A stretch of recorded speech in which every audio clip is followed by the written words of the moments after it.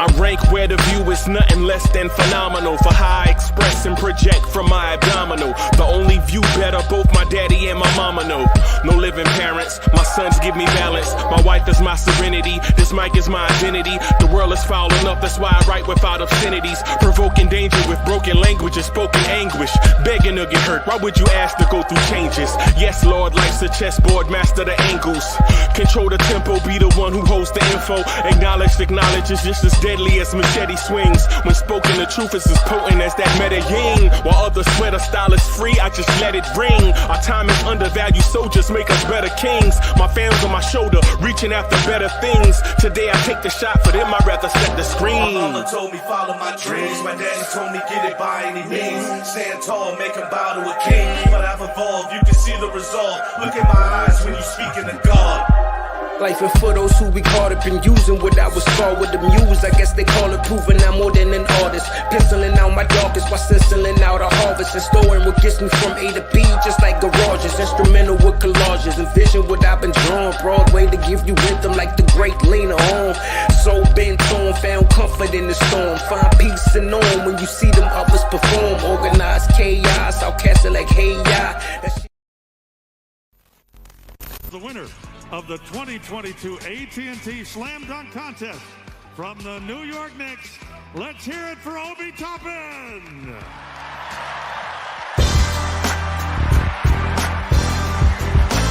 I figure I spread some love and some joy amongst us, you know what I'm saying? Represent for my young fella. I'm oldie. When I put this on your head, I'm oldie. When I smash this on your head, I'm oldie. When I bang this on your head, I'm oldie. You know my name when I'm topping on your head.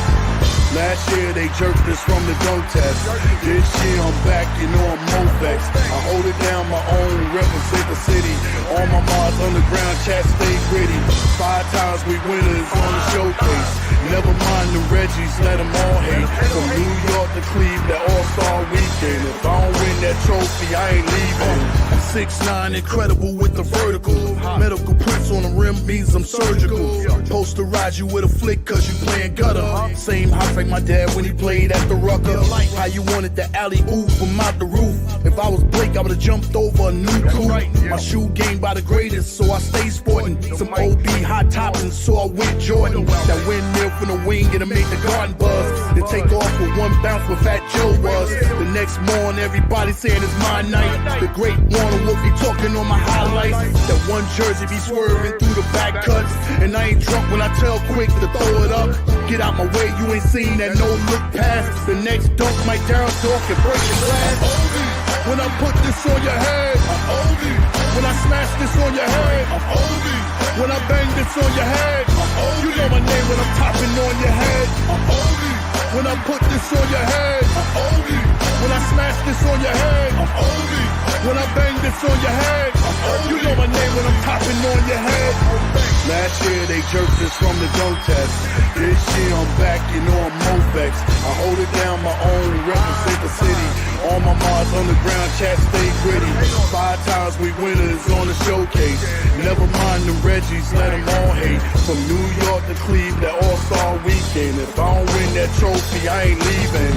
Y'all know what time it is, it's your boy J Boogie. I don't play no games with this, I support our team to the fullest, you know what I'm saying? But I only got one thing to say, play the young kids, that's it. Y'all know where our future is at, the future is with them.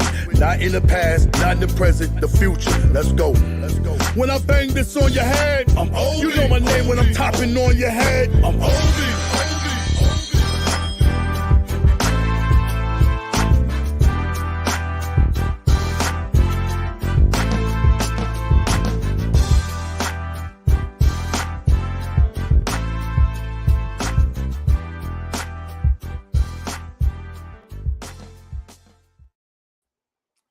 Yo, what's good, party people in the place to be?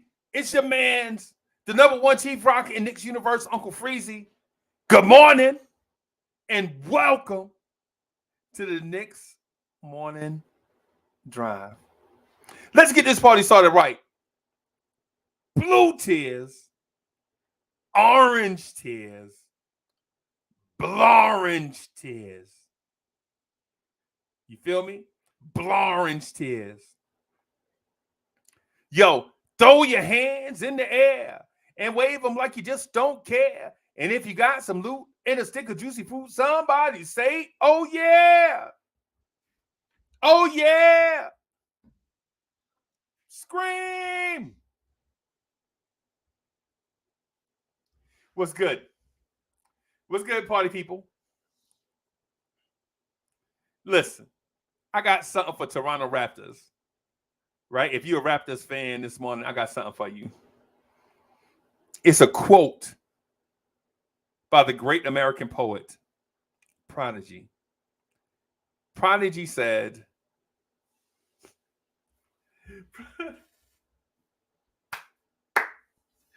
okay. All right. Prodigy said, this is for the Toronto Raptors fans. This is for the NBA also. There's a war going on outside. No man is safe from. You can run, but you can't hide forever from these streets that we done took. You walk in with your head down, scared to look. You shook because ain't no such thing as halfway crooks. Let's go. Let's go, Knicks fans. Get that energy up. It's Monday. It's the first day of the offseason, and the Knicks sent us out with a bang. Let's go. This offseason is going to be one of, listen, I'm going to try to rock as much as I can. I'm going to try to have as long a show as I can during the offseason. Y'all know me. I like rocking with y'all, right? I like talking this offseason stuff. We here, right? We didn't have the season. Let me get to this tip-off, man. Let me get to this tip-off. Where's tip-off? Tip-off starts with a T. Tip-off starts with a T. Let me see. Is that T capitalized? Where is tip-off at? I deleted some stuff, so now it's hard for me to find. Is that T capitalized?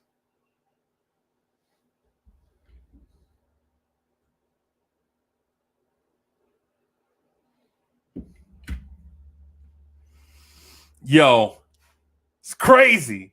It's crazy. I ain't even get a chance to quote my man Grand Poobah. Let me quote the great American poet Grand Poobah real quick. Just to let y'all know, man, coming off vibes and stuff, man, me and Chuck talked for like 2 hours, bro. I'm trying to get it down to an hour so we can get back to 8:45-ish. I want to get back to 8:45-ish. But with the off season, you know, things over there. But I want to quote the great American poet Grand Poobah, so y'all know how I feel about y'all.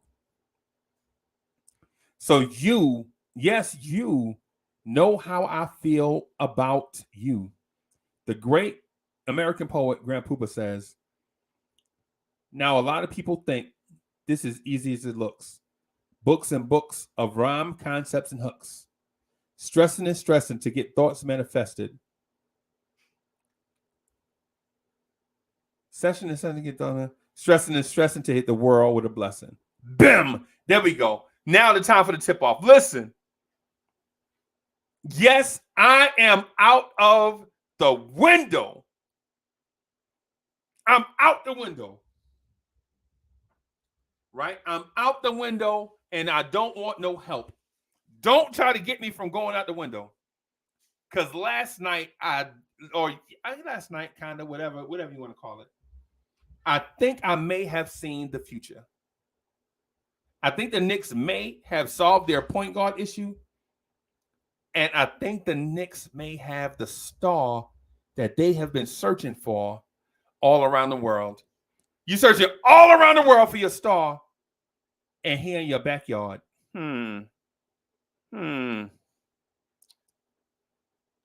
I'm going to say some things today that's going to frustrate some people. But listen, and it's not because I'm doing this intentionally just to frustrate you. I want to find some answers to some questions. Right? I want to find some questions to some answers. I mean, some answers to some questions. Right?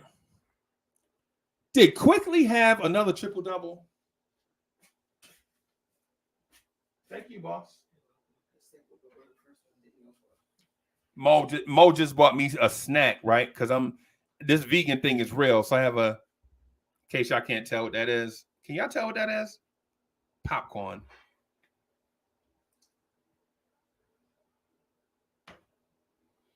Mo be looking out for a man. But anyway, let's go Knicks. That's the theme of today's show. Let's go Knicks. Let's go Knicks. Let's go Knicks. That's the theme for this show. Let's go Knicks. Right? So what I'm getting to is Quickly had a triple-double yesterday. It's odd. I'm looking at the camera all weird. Quickly had a triple-double yesterday. The first triple-double he got, I was like, I don't know. The talent, yeah, I don't know. Yesterday, the players that he played against were bigger than him, stronger than him. Some of them more experienced than him, and he still got a triple-double.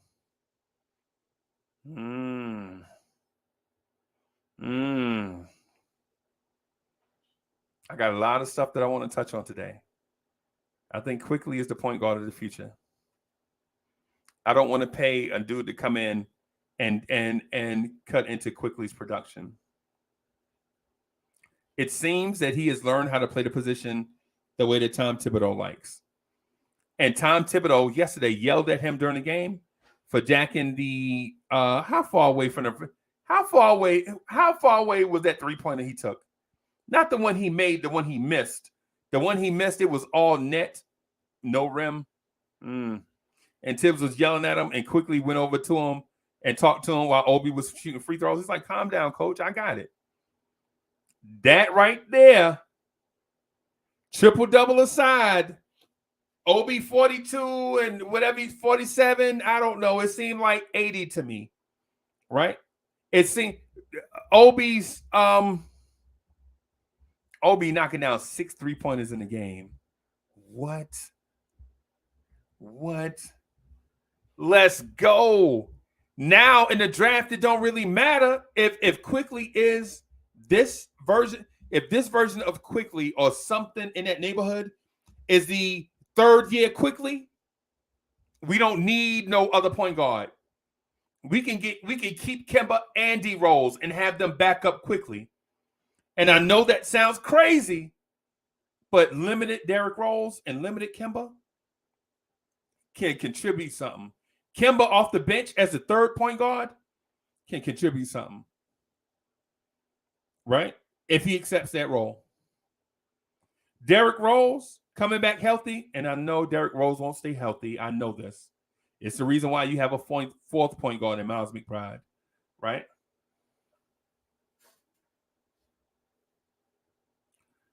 Obi.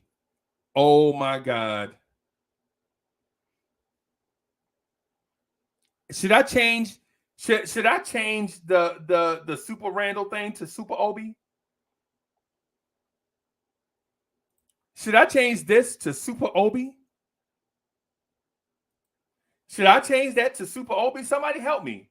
Somebody in the chat help me out.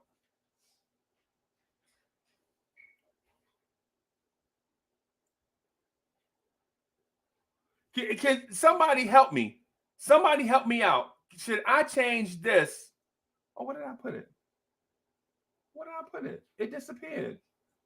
Should I change this to Super Obi? Somebody help me out. Somebody help me. Right?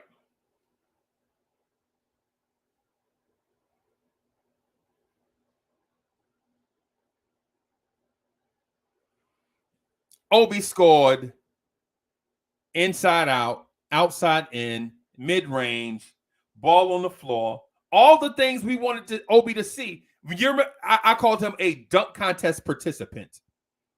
Remember that? I called Obi Toppin a dunk contest participant, right? Because all he would do is stand in the corner or dribble handoff. And now Obi is balling. To quote some dude named Jim Jones, now Obi is balling. Right? All right. Evergreen G is here. Let me throw the link in the chat. Hold on. I already know where this is going to go. Oh, Evergreen G is going to talk about money. I need every time Evergreen G come, I don't feel comfortable unless GI is here. Because I need my bodyguard. GI, you in the building? I need my bodyguard. I need my bodyguard. GI, you here?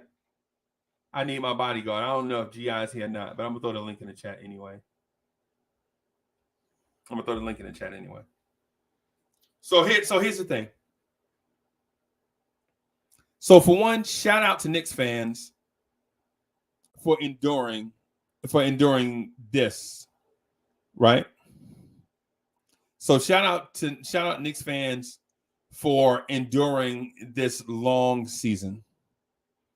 And I know a lot of y'all got frustrated over the course of the season. I know a lot of y'all got frustrated over the course of the season, so much so that y'all were beefing in the chat. Just want to say this. The season's over. I know we all had a lot of beef.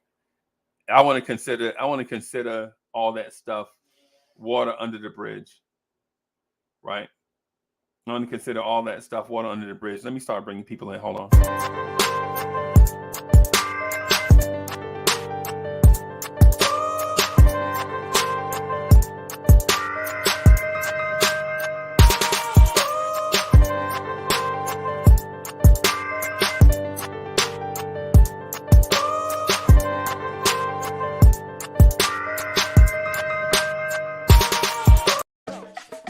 What time is it?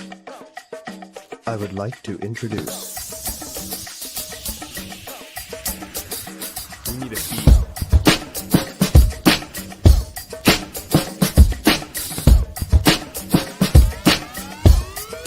Come y'all, go ahead.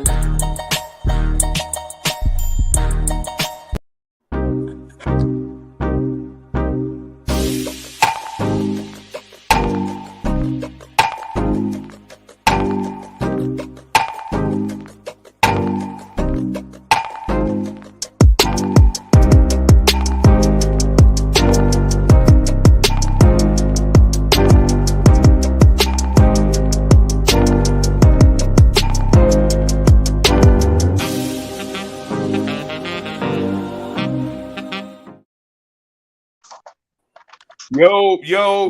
Let's go. Yo. What's up, peoples? Yeah.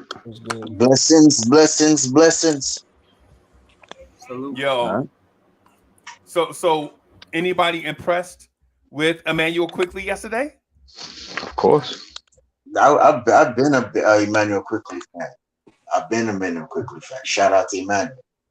Okay. I see y'all, man. What I took from yesterday was that their performances over the last 5 or 10 games has been a complete indictment on Tom Thibodeau. Oh Lord. Oh Lord, it's And not. it's true. It's true. You don't play those guys earlier. You don't have them assume those roles earlier.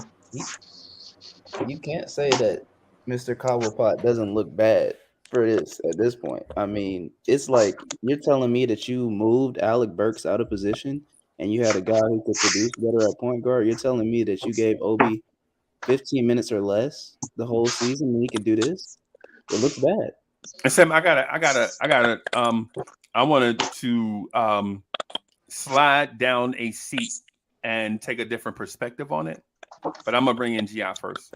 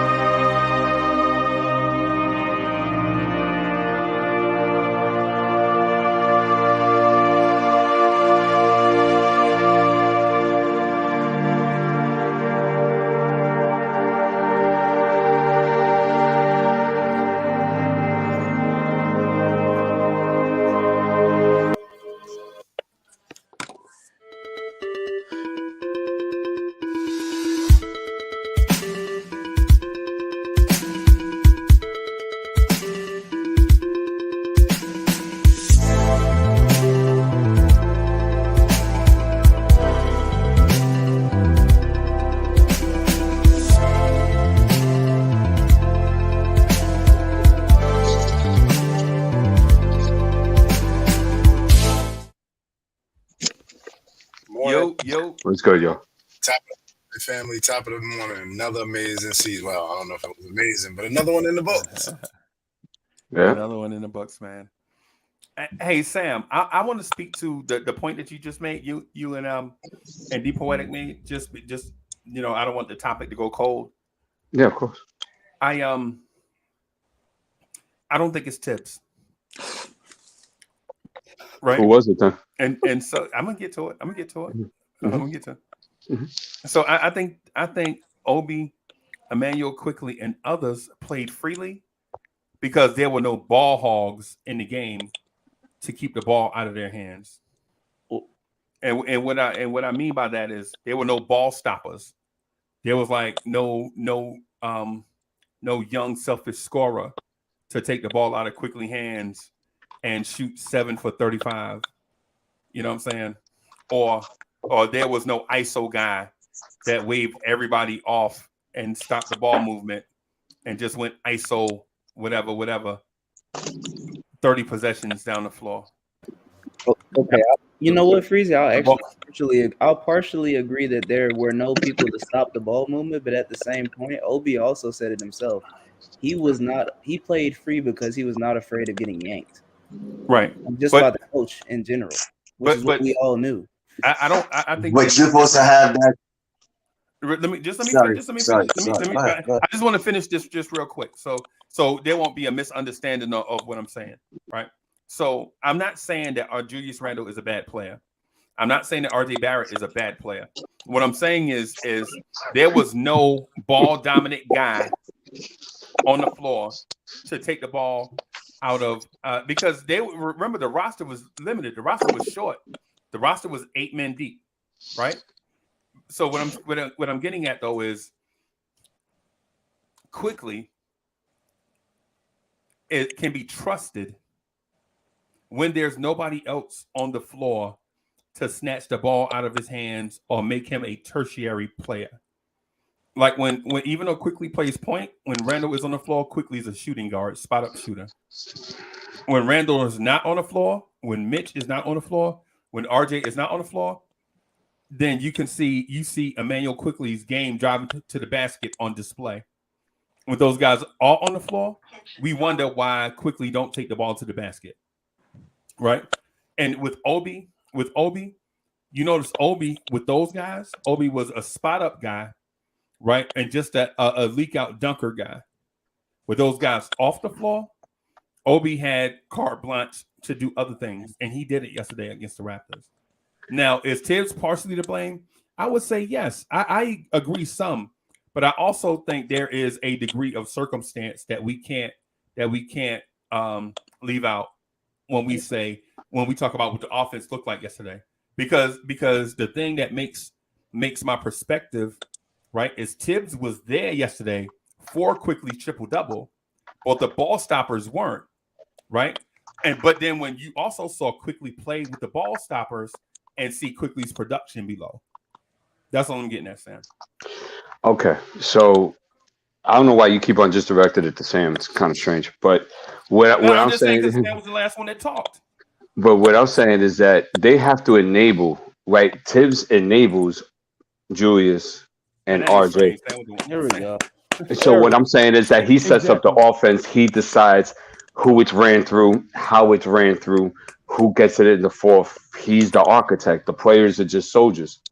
Julius Randle is not a guy like Chris Paul, for example, or something of that cachet where like he could just make calls on his own on the court. He's not at that tier, so he has to follow orders from what I'm saying from the chain of command.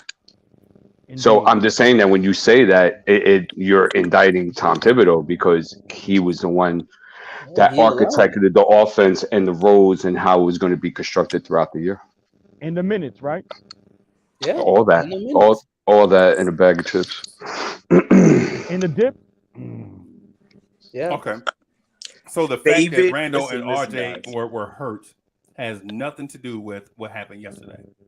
But what we're saying is Tibbs, he's already indicted himself because of what we've witnessed these past 5 games and the way that he's put out his rotations and such. Right. He's already indicted himself for this blame that he's being given. And how you say the young boys earlier on in the season, you probably saw this development in them players. We would have been in the play-in. The biggest indictment is Sims. We had Mitch and Noel down, and he tried to use Taj and Randall. He never put he never put Sims in the game, and that is now when you see this dude move around and his ability just to be in the right place, he really dropped the ball with Sims. Really. So, and I also find it weird too that if I say that that's an indictment, which I think 9 out of 10 people would agree, I find it weird that people would just, oh Lord, like, dude, like we've been known that Tom has kind of messed up what's been going on this year on a lot of different fronts, and that he is primarily responsible for that because he is the chain of command to the ground soldiers on the basketball floor. So, this very strange activity, man. I don't know how you The can get reason why I around the say that fact because that it's the same crap. It's the same crap we come on. We say all the time, every day. It's nothing different. So if I said, "Oh Lord," yeah, because every day we come on and we say the same thing about Tom. It's nothing different. Well, first of all, I don't repeat that. different? I don't repeat that every day, so I don't know what you're talking about. He don't mean every day, but And that's the a lot of times that is what he just said. No, not every day. I know what he means. Like this, what the people in the chat we talking about. Said Yo, it, but hey, Chop, the you young can't- boys. But Chop, you can't do that. If he said every day, he said every day. You can't try to quantify his statements. But the fact of the matter is this: we're now seeing empirical evidence. We're seeing players who have talent who didn't touch the floor, had natural talent. And Tibbs didn't even try. He kept going with the same rotation. Last year, great. That worked. Got us the 4th seed. This year, he makes no adjustments, and that's my biggest fear. Will he do it again next year? If given And he's another stuck in his old ways, yeah. Well, gee, I think you know the answer to that question. Tibbs is stuck in his old ways. This notion that David Thibsdale is not the culprit or is not the primary culprit that should be held responsible for everything that happened this season outside of injury is preposterous. And this is directly to Freezy as he stuffs his face full of nutrients. Okay? It's popcorn, man, with red not pepper nutrients. flakes. Not nutrients. Yeah. David Thibsdale is the reason that all of this has happened. Okay, and it has proven itself. Remember, let's not. I look at this much like the civil rights movement. Hear me out for a second, right? Okay. What? The changes that happened. No, I want to hear him out. Let us hear him out. No. Hear him out. No. Are you gonna listen? No. No, As an educated man, no. What I won't allow it. People of color were attacked by dogs.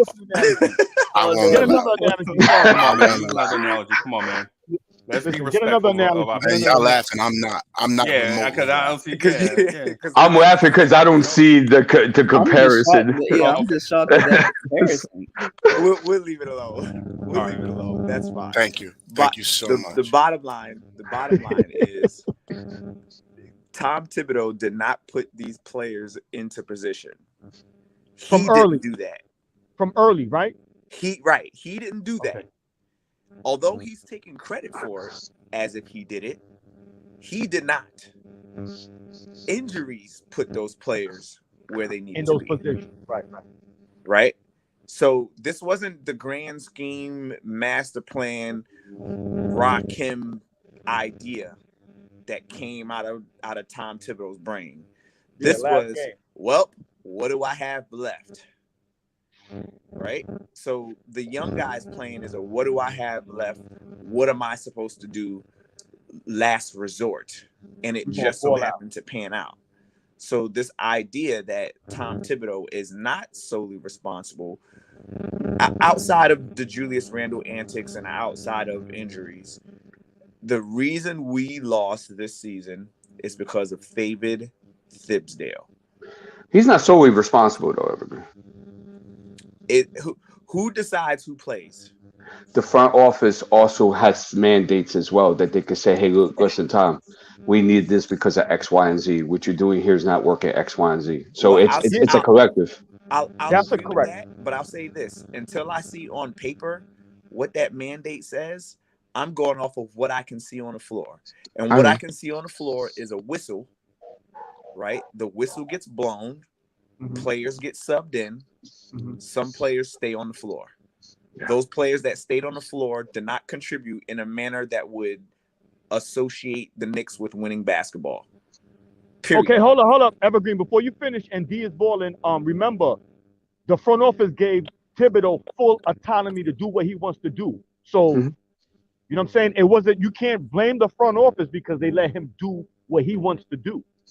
But then my question is that what is the role of the front office if they give him full autonomy to do everything? Like, what role do they play? They're doing acquiring players, making acquisitions, making sure the money's correct, everything, right? But they let him be the coach and let him do what he needs to do. Yeah, right. But that's not the full catalog of what a GM of what a front office does. Listen, we don't know that's a fact though.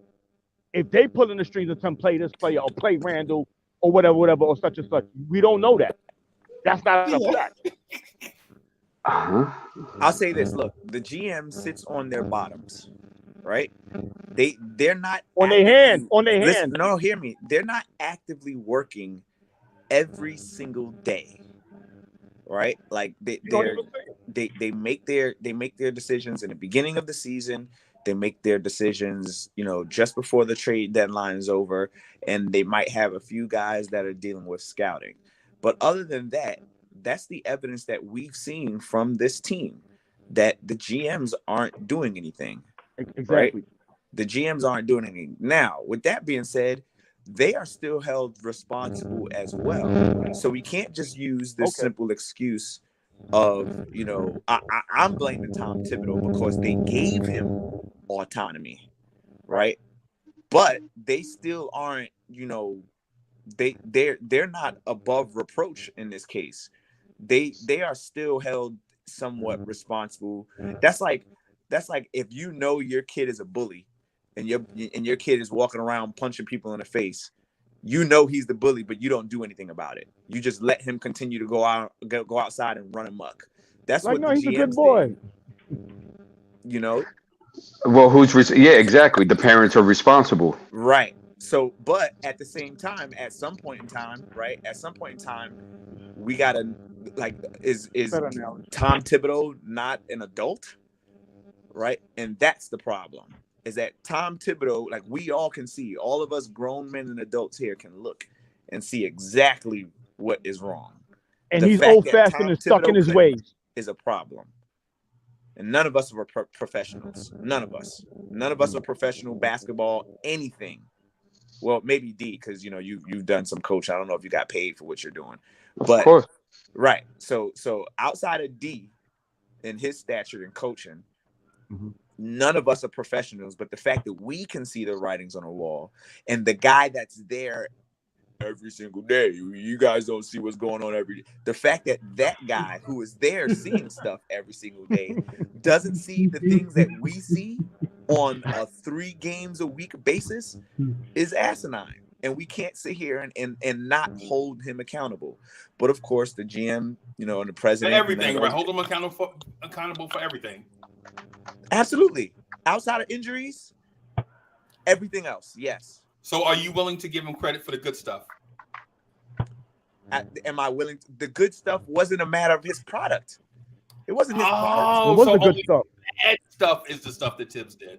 What was the good? Okay, well, we'll say this. Maybe the player development. Maybe. That's the assistant coaches though with the player development. Right. The coaching staff. The staff, not so say him. I would give. So Tibbs only gets credit for the losing and the dysfunction. All the good stuff the credit goes to somebody else. No. I would But give him. Tibbs is the head honcho. So the good stuff goes. The good credit for that goes to the underlings. Or the bad stuff goes to the guy in charge. Tell you what, the good stuff doesn't matter. I mean, the good stuff doesn't matter if you're not winning. Period. Okay. If there's no winning basketball and there's no forward progress and there's no playoffs being made and there's no championships coming, the winning doesn't matter. It doesn't matter. If Chris Paul was to lose a championship game, all that he did for the Phoenix Suns doesn't matter. Yeah, because they lost, so it's Monty Williams' fault. Okay, I just want to get. No. I don't know why it's going down the line. Because he's all over the place. He's got a point, though. Yeah, I just want to get an understanding here. So basically, from my perspective, right? I'll give Tibbs. I guess you're saying good stuff. What has he done? I was saying everything, because if he's disparaged for everything, that means the good stuff and the bad stuff, the neutral stuff, everything. Because if he is an adult and everything goes to the adult, then the good stuff that happened, Tibbs should get credit for, is what I'm saying. I believe he should get credit for the culture change and that alone for this season. But as far as his inability to see, not this season. Okay, but as far as his inability with these roster rotations, you have to give him the blame for that. I don't see why we're not giving him blame for not giving these guys burn when he, like he said, he saw in practice, quote unquote, Tibbs saw in practice. He said, we don't see what they're doing in practice. But then a few games later, you're like, oh yeah, this is, I'm really proud of the guys, this and that. So you first say that they're not ready. And then in the same breath, a few games later say that, oh yeah, this is a good showing by these guys, this and that. So why weren't hindsight's always 2020 now. That's not me. I got headphones in. That's not me. Yeah, that's the info. But what I'm getting at is the point that Evergreen G made. I could follow it, even though I don't agree. I could follow it if you're saying Tibbs gets is responsible for everything, right? But not in the same paragraph say Tibbs doesn't deserve credit for the good things that happen. Because you're saying the front office sit on their hands and do all that. I don't agree, but that's what Evergreen G's point. I got you. Right. So hold on, you're gonna rate Tibbs, Uncle Freeze. Are we gonna rate Tibbs for this season? I just wanted to speak to Evergreen G's point about if Tom Thibodeau is the adult in the room and he gets credit or blame for all the decisions, then how are the good things left out in Evergreen? Here's why. Freeze. I disagree with that, by the way. Here's why, Freeze. Here's why. As well. The reason being is because Tom Thibodeau did not make the decision that showed success. He didn't make the decision to say, all right, we're going to play the young kids now. He didn't have a damn choice. He didn't. Right. Okay. He didn't have a choice. So you don't get credit. You might get credit for how well the player developed, but you don't get. Wait. You said he didn't have a choice. That means the front office had the choice, or no? No, that means the we were injured. circumstance. Yes, No, the circumstances. He was a victim. That they were victims of circumstance in that case. The best players that they had on the team to play the position that they could have played were injured. Derrick Rose was injured. Julius Randle finally got Toronto injured. didn't play everybody though either tonight. That's irrelevant. I'm not talking about Toronto. I'm just talking about the success. And no, I'm saying IQ and Obi went off. You're right, and we're looking at it different. But Toronto didn't play everybody that they had in their arsenal.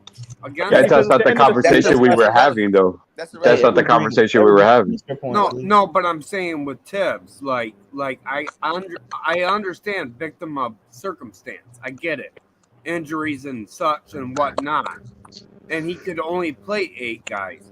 But when he could only play 9 guys or 10 guys, everybody was trashing Tibbs for the reason, oh, well, his rotation sucks. Well, when he's looking down the bench and it's so depleted, that's what he had to do most of the year. So he doesn't get credit. That's what I'm saying. He doesn't get credit for that. Yeah, what is the point of that? We're saying that he's only putting these rotations in because of circumstance. That's what we're talking about. And he So listen. Now you gotta listen. You guys gotta listen to what Staffordon was saying. He didn't mean we talk about it every day. He said all the time we talk about he's not making the proper adjustments. Tips during the whole season, if you will. Remember, Popovich. If the starting lineup, if they suck, he will sit Tim Duncan down, Tony Parker, Ginobili. He will sit you down, let the other guys play. Tibbs was not doing that. He will ride these guys till the wheels fall off, and they get hurt, and then he's left with the circumstances. I got to put the bench in or whatever. Are we not all saying the same thing here? Well, it's not even that. It's not even that. We went off the point because we were getting into a conversation about if Tibbs did something right, can we give him the consideration if he did something right? And we were arguing whether that could be applicable with this season. And then it went into 75 different directions. I don't know what we're at. It usually does. I was basically going to Freezy's point, though. Like, if you're going to give the good, you got to give the bad, right? Well, Tricky Nicky, what I'm saying is I don't judge you guys, and I'm not expecting you to think the way I think. What I was saying is that Evergreen G said Thibodeau is the adult in the room, and the front office basically sit on their hands. That's what Evergreen G said. And so I said if Tibbs is the adult in the room, and he deserves blame for everything that goes wrong, right? Then he should deserve credit for the few things that went right. Nobody's saying he's not. So now, in a perfect universe, yes. But now the question becomes, what did he do right?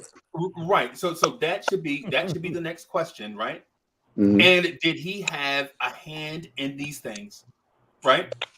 And so what I'm saying is as far as the question and that direction, that is what Evergreen G brought up, right? And I just wanted to speak to that because what we want to do is be fair. We don't want to be the haters club and just make it sound like we just bring up anything to hate on whoever or whatever. But let me do this by Paris Duggar. Paris Duggar says, Obi becoming the superior on this. RJ isn't this. And then there's another super chat. Hold on. Bear with me for just a moment. So I can get might as well do them all now. Yeah, but because I won't get another chance. So Heck Breezo says that Leon Rose interview was piss poor.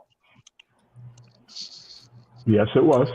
Agreed. That Ward hate had to come through during the game. So Kevin McLeod said, I blame Tibbs for the lineups and Randall for putting himself first before the team. Example, the game he walked off after a win. Okay. Yeah, I know. Thank y'all too, man, for the super chat. I noticed a lot of patting on their shoulders that they did a good job. They just chalked it up as a bad season. Nah, it's not that, Leon Rose. Him sitting there trying to, this thing all right. Yeah, invisible all season long. Then all of a sudden he wants to talk during the game last night. I watched the last game. So, I mean, what are you talking about, Leon Rose? Get out of the picture like you've been all along. All of a sudden you go, this was good. This was good. This was good. No. You're horrible. He looked confused up there during the interview. He looked like a novice. He was just spewing out trash out of his mouth. Hey, Evergreen, I don't know if it's But you or but not, then they but said then when somebody- Scott Perry and Mills came on and gave us this dumb soliloquy, but what we getting and what we ain't getting, you know what I mean? We didn't hear the uproar. But as soon as Leon Rose come on to say something simple, it's a big deal. All right. Right? They both were bad, But he's so I patting don't himself get on it. the back. I don't get it. All right, Stop. That's how we go. All right. Because it doesn't make sense. I when forget it what I comes was on- about to say now. I was about to come with some fire, and I honestly lost it. Because we all in disarray right now. No, I wasn't in disarray. I was actually good. It's just it threw me off. I wasn't expecting that. I think the question that Uncle Freezy, and salute to the panel, salute to the chat and everybody. And also let's take a moment to honor Uncle Freezy for, being able to put together this platform for us, to be able to come on and speak and, it's the final, yesterday was the last game of the season. Uncle Freezy, complete salute to you in that regard. Thank you, bro. Shout out to you, man. How you doing? One day at a time. How you feeling? You feeling good today? I'm feeling better than I did yesterday. Good. But, one day at a time, and I'm just grateful that I'm here with you fellas and I'm able to do this. Me too. I think, Uncle Freezy, your question was centered around Tibbs and whether or not we are going to if we're going to place all the blame on him, then does he deserve some credit, right? No. No, that's not it. No, my question was centered around, or my statement was centered around Evergreen G's statement that Tibbs is the only adult in the room and he made the decisions. So if anything bad happened, Tibbs deserves the blame. So I questioned that with, if Tibbs is the only adult in the room and he gets all the blame, does he deserve credit for the good things that the teams have done this season? That was my question. Can I just jump in real quick before you're going to get started, right? Stop it. So you're saying that the front office did a good job this year? I shouldn't say anything? Bro, I never said the front office did a good job. You are complaining by Leon Rose coming out and said what he had to say. I'm saying to you, flowers out of his name. What? He was in. What is he saying? What was that? The whole soliloquy that he was saying during the game. The man came out and told you what. Look, you wanted a plan from what he wanted to do since the season started. He came out and told you what he wanted to do. He told you he wanted to build for the future. He told you he's building with the young players. What did he say that pissed you off? So you know why he pissed you off? By he saying Randall was coming back. That's what pissed you off. No, what's happening? I don't know about everybody else, but what's happening? Because I know that. Did I say First of all, he's not pissed off. A lot of estrogen flowing around this morning. So first of all, D'Angelo's not pissed off. And secondly, just real quick, before we start going off the rails, he critiqued the one thing that the man was saying. Right, so it wasn't a comparison of previous front office, like this front office did this, so the next front office I want them to do this. It was a critique of what that man said in that interview. And also it's an apologist syndrome too, because what's happening is that we're just determining what was said and what is happening, and what is said and what is happening are two diverging roads. Right. So we're critiquing that. Yeah, that's it. Right. We're critiquing that. We're not bringing up the resurrected dead bodies from the past. We're not comparing apples and oranges. We're just talking about what the man said and how it is not compatible to what is going on right now. Right. And I'm not, and I didn't pick sides in this. I just want to keep what we're saying like in one lane, because what's happening is we're going everywhere. Like everybody is hitting the off ramp. You know what I'm saying? And the season's over. Everybody got their own personal perspective, and But Chop, we got plenty of time.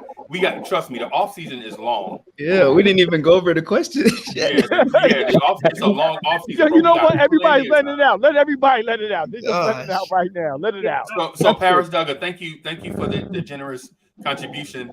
Paris Duggar, man, I appreciate you, man. I appreciate all the contribution that you did with your comments and everything during the season, bro. We appreciate you, man. We love you, man. And we glad that you show up every day. Harris Douglas says Scotty Barnes started that game. Toronto came to have a party. Anunoby and Trent played. Toronto didn't want Obi. IQ Oh, that feedback. Where's that coming from? It's a B. Yeah, let me see. It's not. I didn't know that. Sorry to cut the wisdom on the chat. It's just that was bad, yo. Yeah, it was bad. I was muted, so it wasn't me. I think it was Chop Low, but No, it's not me. I got headphones in, B, and I mute myself. okay. Well, I was muted too. I was just wondering. I'm drinking milk, by the way, this No, morning. I was on mute, so stop. I can't blame you for that. What's going on this morning? Yeah, this is pretty much. The Knicks suck. That's what happened. We just mad. Like, y'all are throwing me for a loop this morning. I'm not gonna lie. I don't know what's going on. You got the front office and tips. It's both. It works hand in hand. There you go. Gosh. So anyway, guys, let's attempt to try to get on track here. Go ahead, G. Okay, but seriously, I back threw to D Evergreen, off. what he I'm was saying. sorry, D. No, back to what Evergreen was saying, right? The thing is that we should credit, if Tibbs did do things correctly this year, we should credit that and give it its proper due, like if he was to do something incorrect. And I think that's only fair. And you know, that's something that we should be fair with anybody. It doesn't matter if it's your wife, your brother, the coach, a player, it doesn't matter. So my question is that what good things has he done this year? So then I could put him on this board of fairness and balance. Yeah, I think he's created. So we're talking about this season. Like, what has he done in reality? Let somebody else go because I'm still thinking. Okay, okay. I'm trying to figure it guys, out myself. You guys noticed the silence when he asked that? Like, what good things has he done? Like, everybody's just quiet. We couldn't really. I'm quiet. I'm trying to think, right? Right. That's why I'm quiet. I mean, there is things that he's done good, but what's the sense to even say when we gonna get a shutdown rebuttal? Right. I mean, what sense does it make? Well, you're making it personal. Hell, man, I just don't understand the crying this morning. I'm willing to put the guy on the board to ask if something he did well to determine whether he did it well or not. And you coming out crying, talking about, well, if I did do that, you're going to knock it down anyway. Like, stop it, bro. We grown men. What did he do right this year? You got me drinking. So you telling me that the development of RJ Barrett wasn't a good thing that Tom Thibodeau did. The development of Sims wasn't good. The development of these other role players was not good. We wanted. How do you know? How do you know that he was responsible for their development? There you go. They say it in the press conference all the time. They credit Tom Thibodeau for where they have come from since last season to now. Even in the press conference last night, Obi said that. Are we? RJ said these things. Okay. All right. So the truth of the matter is, we'll never know the inside. We won't have an inside scope to what happens behind closed doors. Like, we don't know what happens on the practice floor. We don't know we don't know about guys' health. You know what I'm saying? We see a guy is probable or questionable. We don't know if he's playing through an injury. We don't know how serious Julius Randle's quad injury was, right? We don't know how severe Julius Randle's mental health was this season. We don't know how much of a struggle it was with Tibbs and his coaching staff. Maybe Tibbs wanted to be worse, and the coaching staff pushed him to the concessions that he made. So a lot of these things we don't know because we're not privy to that information, right? Right. We don't know if Tibbs just wanted to go all defense. That seems like what he wanted to do when given the chance. We don't know if somebody on the coaching staff was when it was in his ear, like, no, coach, you got to give Quickly a chance at point. Come on, man. Alec Burks, really? We're about 15 games past this Alec Burks at point guard thing, man. Are you gonna give Quickly a shot? Right? The thing is so we don't know what the answer is to all these things, right? But what we do know is that the things that are facts. Emmanuel quickly got a triple-double yesterday. He had a career high in assists yesterday. Obi Toppin had a career high in points. Quickly had a career high in points. Obi had double-digit rebounds. So those are facts. We know. Now who gets credit for those? We don't know, right? What we would like to say though is for a person that's looking on the bright side of it is, I'm just glad that the potential for these young players to do this is there and has been showcased. Because the one Emmanuel quickly triple-double, you could have said, oh, it's against a lottery team. That team sucked anyway. They wasn't playing for nothing. They had a lot of players. They had a lot of starters out on a bad team. But then quickly comes back and gets a triple-double against a playoff team. And sure, they had starters out, right? They had starters out too. But at least the level of competition was stepped up. So we can't say that triple-double was a one-off. And we also can't say that Obi Toppin's career high game against the lowly Washington Wizards was a one-off. Because I could have easily argued y'all down all offseason. He only did it one time. He did it against the Wizards. Their best player was, I could have easily argued y'all down on that. But Obi did it twice. He did it against the Raptors. And for those that don't know, even though Spicy P didn't play and Fred Van Vliet didn't play, OG Anunoby is not a pushover. Scotty Thurman is not a pushover. Chris Boucher, Barnes. Yeah, Chris Boucher is not a pushover, right? These dudes can come out and defend, right? He dunked on both of them. Right? Yeah, and so what I'm saying is whether who gets the credit, whether it's Tibbs, IQ, Obi, the front office, whoever, the player went out on the floor and they did it. Who deserves credit or blame? I want to reserve that for conversations like if we do a 6-hour live stream and we ain't got nothing to talk about. Right. Then we can go down that nebulous road because there are so many what ifs. It's impossible to come up with the answer. But I can ask y'all this though. I can ask y'all this, right? Do you believe Emmanuel Quickly should be in the starting point guard mix next season? He should have been. And it doesn't even have to be a starting point guard. He could just be starting backcourt somewhere. Right. Was that a fair question to ask? No, that's a great question. Because I instead said of that very earlier. I question. felt like he was the Steph Curry type point guard. I said that earlier. Like he's a Trae Young type point guard. And we're seeing it now from him. We're finally seeing it. But I never saw Obi coming out that way with him.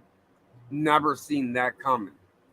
But I always felt like IQ had the ability to be a point guard. He can pass the ball. The only question I ever had with IQ would have been, can he not turn the ball over? And he's been pretty good. He's done much better with that. Yeah. That was my only question with him. But I thought he was like a Clyde Trae Frazier Young said at type one point, Tricky Nicky, that he had 42 assists to 6 turnovers. That's a beautiful. 7-to-1. That's a 7-to-1 assist to turnover ratio. That's beautiful. Not to cut you off. And another thing, another thing he's been doing good too is making the right decisions also too. He's been doing a lot of right decision making because he said it in his press conference too. When he's looking over the film, you know, he looks at where he can make the better decisions when he's looking at the film. So, you know, credit to Quickly. You know, when he plays these games and he goes over and he watches it, you know, he does all these things to improve his game. So shout out to Emmanuel Quickly. Hey, Freezy, okay, I'm sorry, Sengo. I was just gonna say personally, I wouldn't take it as far as like the elite upper echelon as Curry and Trae, but Tricky Nicky, I do agree that Quickly he does. As we know, he's basically a score first point guard, but we see he does have the playmaking ability. It's not elite, but there is something there. That's what I would say as far as Quickly right now. My point is he's young, right? And people don't get to that point. Steph didn't just come into the league in his second year and do what IQ is capable of doing, what we're seeing. It took a couple of years, you know? And so to my point with them, it was like, if you just let him grow. Honestly, I'm not drafting a point guard at this point. I'm not. Period. Hey, Just real quick. Did you read the Parish $5 chat? Yeah, I did that already. Because he claims that it was interrupted as you were reading it. Okay, all right, my bad. Hey, again, so Scotty Barnes started the game. Toronto came to have a party. Anunoby and Trent played. Toronto didn't want Obi, IQ, and Sims to dominate them. No excuses. I think I kind of agree there, right? But Absolutely. let me bring in my guy, just real quick. Everybody, just hold on for a split second while I bring in my guy. Where is it? I just saw it.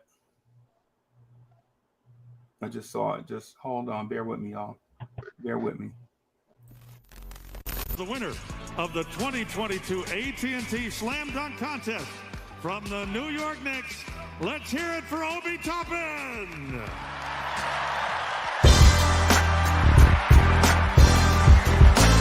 I figure I spread some love and some joy amongst us, you know what I'm saying?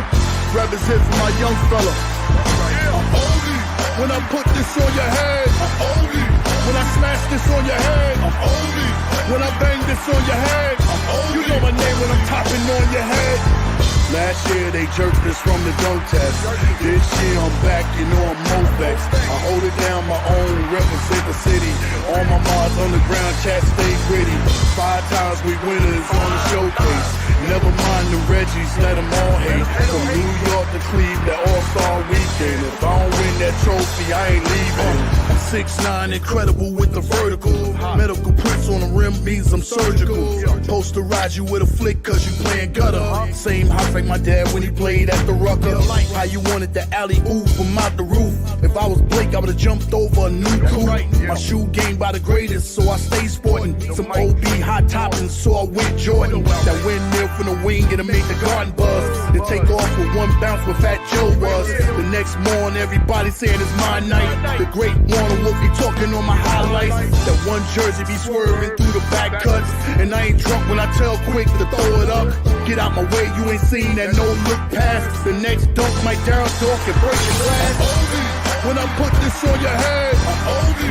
When I smash this on your head, I'm Obi. When I bang this on your head, I'm Obi. You know my name when I'm topping on your head, I'm Obi.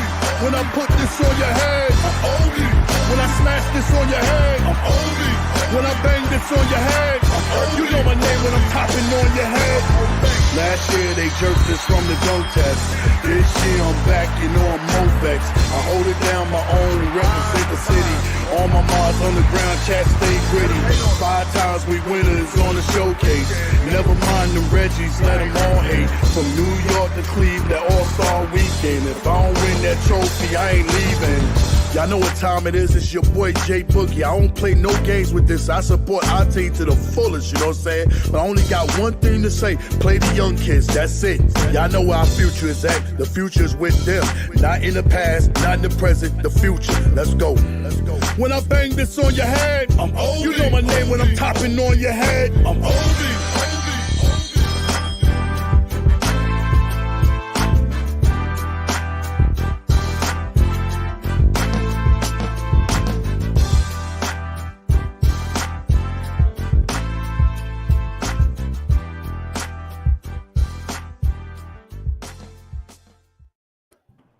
Yo, what's up, boss? Yo, what's going on? Good late morning to the gentlemen here, man. How y'all doing? Okay. Yeah. Bless for money. Shout out to all y'all great men. Everybody in the chat, man. Blessings and blessings. Historical night, wasn't it? Yeah, man. Showing up. Showing up. Yeah, man. Oh, we was listening to a track before he dropped 40, by the way.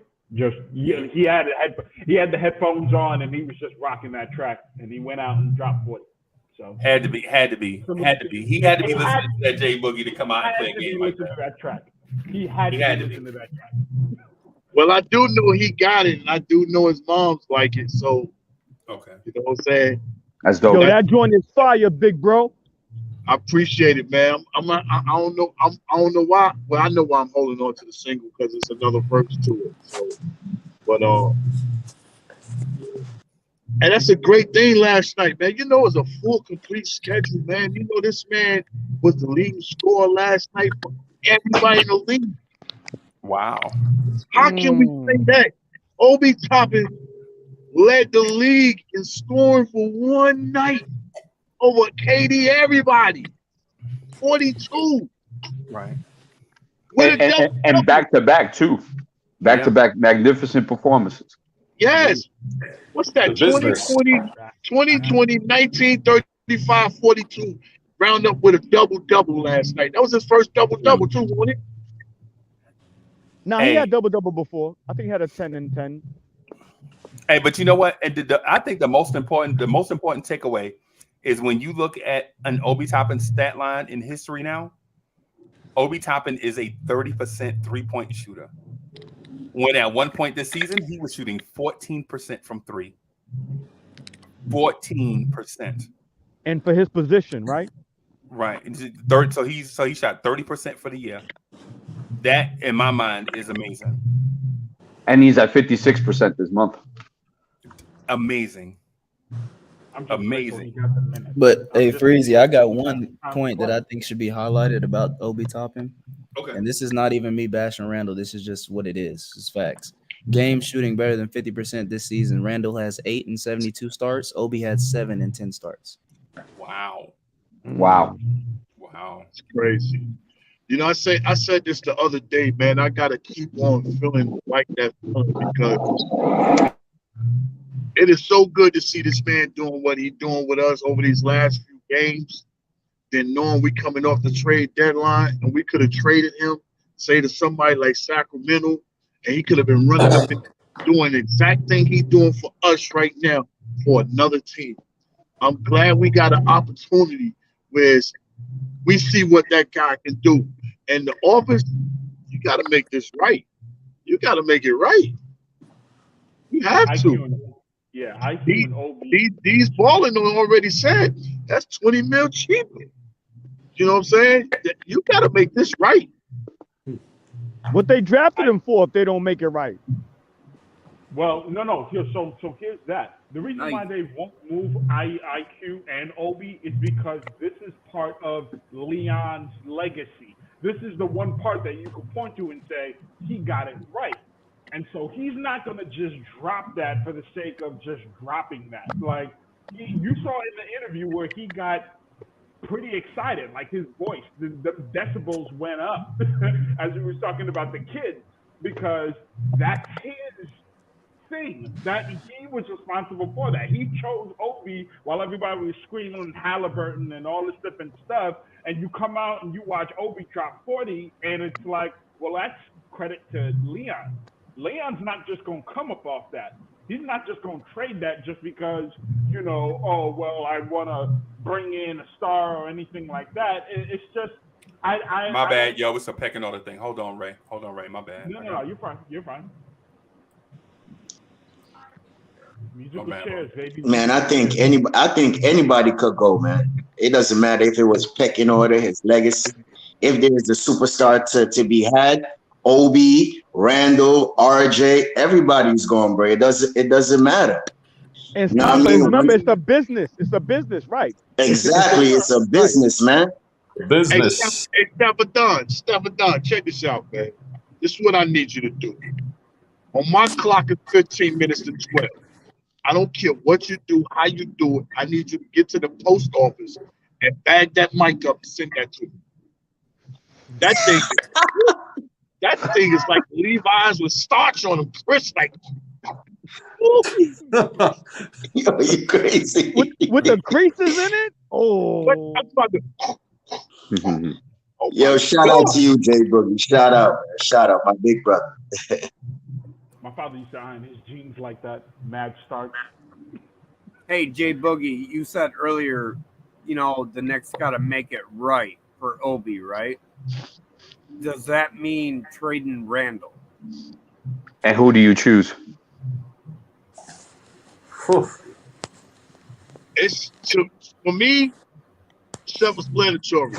I already see what this guy is and what he can do from a lot of phases of the game that Julius can't do. Now, no way in the world am I saying he's better than Julius Randle. Not saying that far as skill sets, but he got some things that's on the way developing that you can see that it's coming. I'm choosing Obi Toppin over Julius Randle. I'm trying to trade Julius Randle. Man. I am. I got to because it's I'm a down. tandem. It's a tandem. Him and Quickly is a tandem. So it's like, you know, 2 against 1. And D, what do you always say, D? Timeline, right? Yeah, keep the young guys together, especially through the rookie contracts. Indeed. Get rid of IQ. You can't. You cannot. It is a representation of Leon Rose. Like that is for the very little resume that he has in the position of being president. This he got right. You can't This will be his deny legacy, Nick Tricky, right? This will be his legacy. Well, if you're asking me, somebody said Tricky, I thought, but if you're asking me, yeah, IQ and Obi, I think those two guys got to stay. And to get on point with that, and the reason I say that is I've never seen ball movement like that before, and the way those two guys connect is amazing. But I got to keep RJ Barrett with them though too. Yeah, I still have to at this point. But I would move Randall right away. I would try to get anybody I could, resign Mitch, see what we can do, move Randall. Oh, sorry. I'm sorry. Go. Obi and IQ made Leon look really good, but at the same time, they created more questions than answers. Because regardless of how you feel now, and it goes back to what Uncle Feezy asked us at the beginning, should IQ be the starting point guard? Where's the justification in going out and getting one? I was starting with Uncle Freezy not too long ago about the whole concept of Dame, and I want to apologize personally to IQ because my thing has always been his inability to be decisive, just holding on to the ball, becoming that Harlem Globetrotters, and that's what defined him not being a point guard to me. But he displayed some point guard attributes, and at this point, it's kind of like, well, going into free agency and draft and all that, who you getting? Who you pulling? You can't justify bringing in Jalen Brunson after what IQ's doing for 20 mil. He's more than 20 mil cheaper than your Jalen Brunsons or your DeJounte Murrays or SGAs. Now, that's not to say IQ's better than them. I'm just saying I've never seen the offense look like this in a very long time. And imagine if we traded IQ, what's going to happen when on another team when he develops and they start beating us? We gonna be like, oh, we never should have got rid of him. Yo, the amount of regret, that's something we do as Knicks fans anyway. We consistently regret giving up on this player. We overvalue this player. We overvalue this stopgap player. Well, we're building out a foundation. And as far as I'm concerned, you need to stick with the foundation that you're building here with IQ and Obi. And they're a pair. They're a tandem. You can't move that. That 1-2 punch, right. If you got it right 2 times in one draft, you can't move that. So my question to y'all is that when was the last time we had a young core that resembled something like this? Right. Never. That's a good question.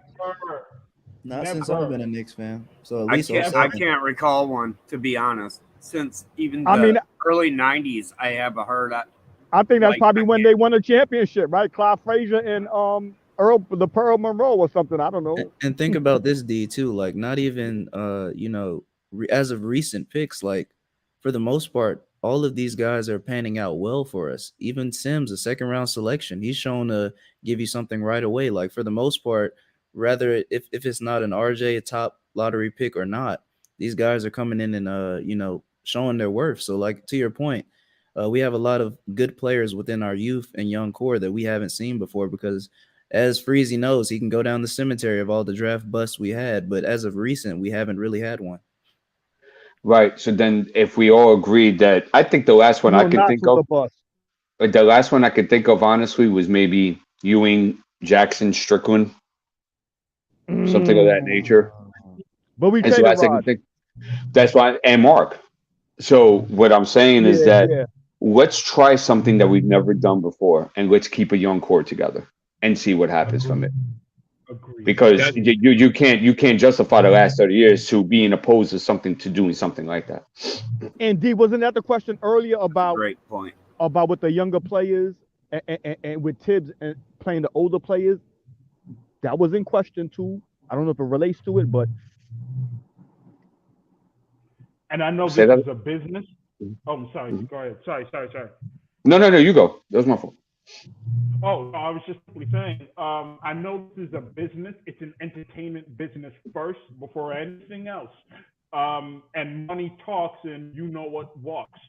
But what is bigger business than having your own homegrown talent?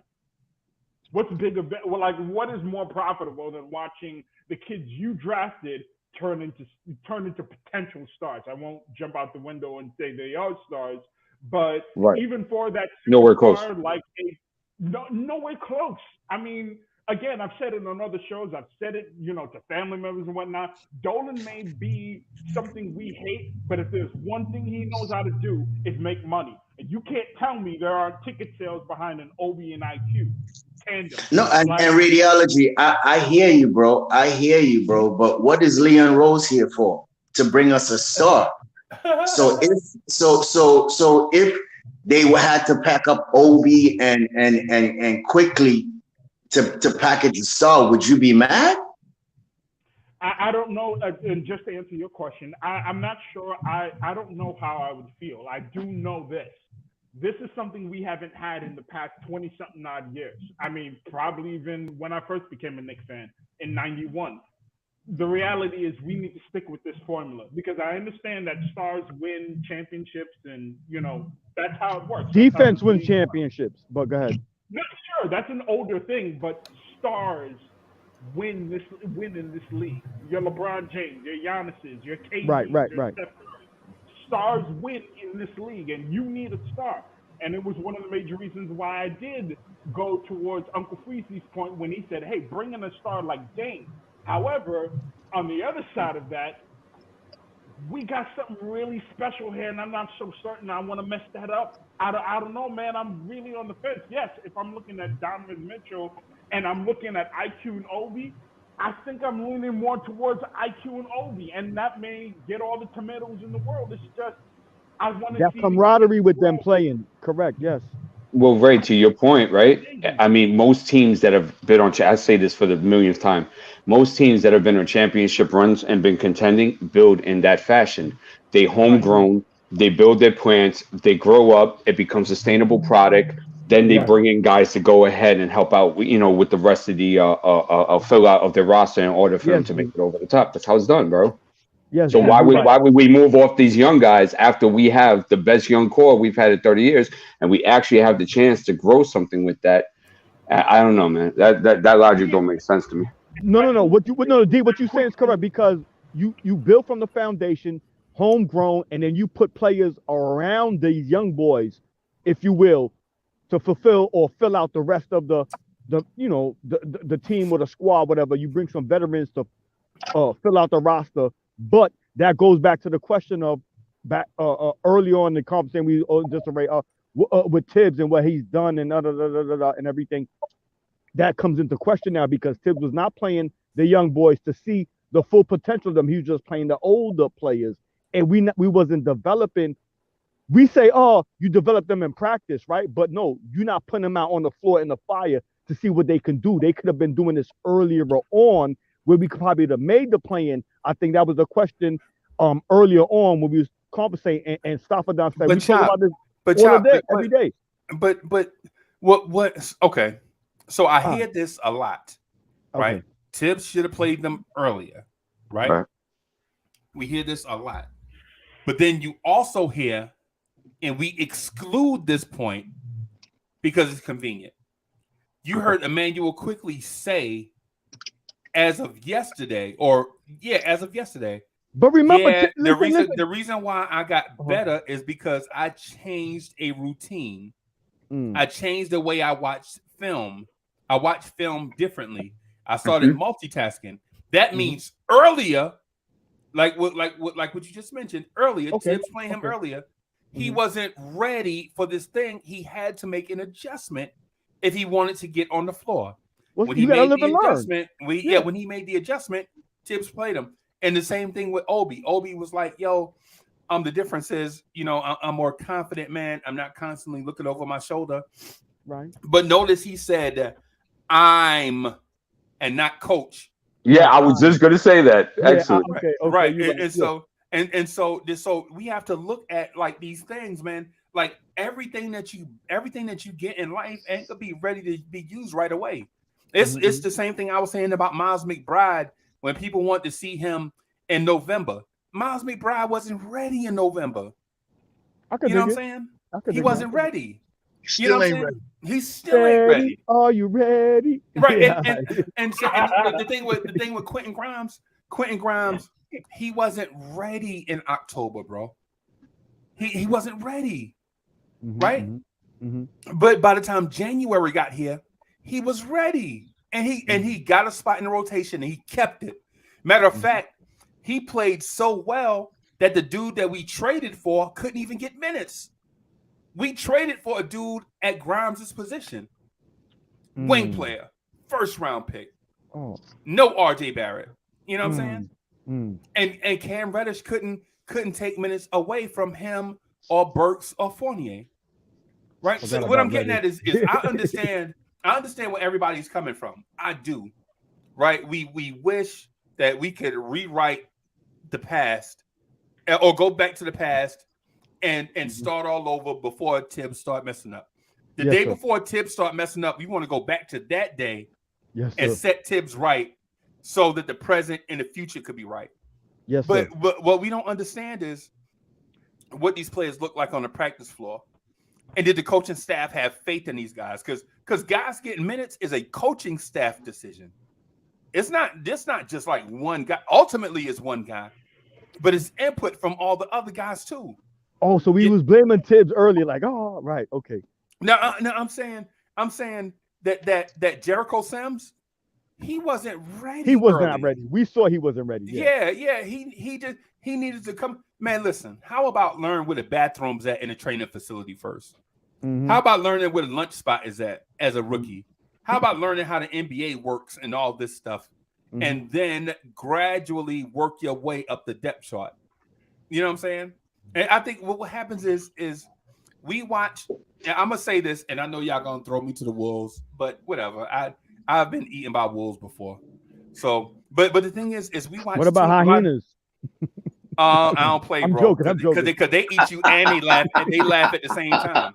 They eat you and they laugh at the same time. But That's my stuff. That is my stuff. But what I'm getting at though, y'all, is we compare ourselves to the lottery teams, right? Like Orlando and Houston, OKC, Detroit. We compare ourselves to them, right? But our team is better constructed than those teams. Just because Detroit got Cade Cunningham and started him as soon as he got healthy, don't mean that the Knicks getting Quentin Grimes, that Quentin Grimes should be on the same development path as Cade Cunningham. Quentin Grimes is not Cade Cunningham. Now, I agree that the rookies deserve to get minutes and they deserve to play, right? But when you have aspirations to do something, Detroit had aspirations of being in the lottery again, right? The Knicks at the beginning of the season wanted to see if this Fournier, Kemba, Randall thing, Burks, Noel, Taj, they wanted to see if that could work, if they could recapture the magic from last year, right? And you can't blame them for that. But now that it's over, we look back at it and say we wish we could have did it differently. But you can't rewrite the past. Paris Duggar, thank you for your generous contribution. Paris Duggar says, no moves, training camp will decide. Cam is up next. That's a whole fact. That's a whole fact. So just to go back and forth with you for a bit about the guys not being ready, you brought up a very good point. And you brought up that Quickly said he changed his routine. Not that he was shown, not that he was mentored, right? Not that he was asked. He decided. So I'm saying that's poor management. So now I'm saying with better management, could IQ have been ready quicker? Yes. So I don't want to hear about this. These guys are not ready stuff, because the guys are not ready because the parents, so to speak, right? The coaching staff is not preparing them, and using IQ's quote is an indictment of that. But that's two different things that I was speaking to. Like, because to your point, if the coaching staff had showed him that and was like, yo, you will get on the floor if you can pick out these things right here and take this developmental path, I agree. Mm-hmm. Right? I agree with that. I agree. Okay. But hold on. Listen, you know the players. Chop. Let me. All right, go ahead. That's why the chat be killing me, because every time I stop my point, I get cut off halfway, and people are like, "Well, Uncle Freeze." See what he said? Yeah. No, sorry, chat. Sorry, everybody. Sorry. So the thing is that I was getting at. Now, my apologies, Chop. I'm just saying. What I'm saying is yes. Could the development have been expedited? Mm-hmm. Instead, because you can't say better, we don't know, but expedited at least, yes. Could quickly have taken on more responsibility earlier, yes, right?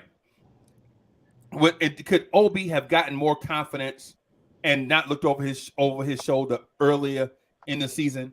Could you have shaved Randall's minutes, shaved Taj's minutes, so Obi can play? Yes, right. But at the same time, the player himself has to take some responsibility in getting better. Mm-hmm. That's the thing I'm getting at, because I don't want to do the back and forth, because I think what you said is perfect. All I'm saying is I want to add something to that. Okay. That's all. That's because it's definitely a two-way street, Freezy. Agreed. Right. That's all I'm saying. Like because a player can put, and listen, there is no greater percentage than 100% when it comes to certain things, right? Mm-hmm. Like a player can't give 110%. All they can give is 100, because 100 is all they have, right? Now, they could give 100% and just not be getting the desired results because they're putting that 100% in different places and not getting the desired result, right? Because we all know Quickly work hard. We all know Obi work hard. We all know RJ work hard, right? But can they be developed better? Right. And so I agree with you there. I just think that it's a 50-50 proposition. The coaching staff has to show a certain thing. They have to lead the way. Right. Okay. But the player has to live up to, like for instance, you can't say, or we can say, but I think it's not fruitful to say Tom Thibodeau should run better plays for RJ Barrett so he can get his scoring average up.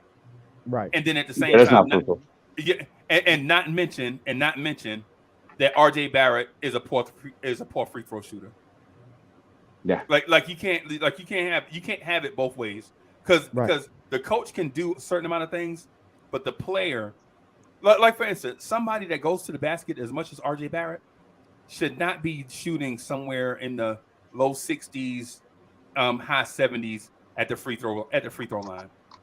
Especially in these close games. Like RJ Barrett at the free throw line for 2, if he make both, then it's a 2-possession game. Well, guess what? RJ Barrett missed the first one. Now it's still a 3-possession game. Right. Now the coach has to coach different. The defense has to defend different. And all these in-game situations that a casual fan won't notice. Like we won't notice like small stuff. Small stuff like Julius Randle is late to a rotation. So Mitchell Robinson flies over to cover the guy. It's a wide open 3. Mitchell Robinson foul him. Now he got 3 fouls in the first half. And people are like, well, why does Mitch always stay in foul trouble? Right? It's all these things together that we have to look at. Like, we can't just say, you know what I'm saying? So anyway, so here's my thing, right? Wait. Hold on, because I would have responded exactly to what he said. So Freezy, I agree with you 1,000,000%, but I want you to see it like this, right? I call them puppies for a reason, right? Because you're newly introduced to the life of the NBA. We know the NBA is nothing like G League. We know the NBA is nothing like Division I, and we know the NBA is nothing like overseas. Right. So or summer league, right? So you have these guys, right, that have been in this NBA. Tom Thibodeau has been in the NBA for how long? 30, 40 years? Yeah. Okay, good. Johnny Bryant has been in the NBA 10 years, 12 years, right? So I look at these things and I say, well, where's the mentorship? You see, when we were growing up, we held down with our elders because our elders taught us how to live. Right. You see, Pops wasn't always around, so I had to lean on the elders because the elders would show me exactly how to navigate this. If you're gonna hustle, do this. If you're gonna do that, do that. If you're gonna do that, do that. So I'm saying that when a kid comes out, a puppy comes out and says, I did this because of this, he's showing me there's no mentorship, because what he should have said was that Tom and the staff been having me on this for a while and it finally clicked. Shout out to them and shout out to my camp and boom boom. He didn't do that. All right, that's what I was saying.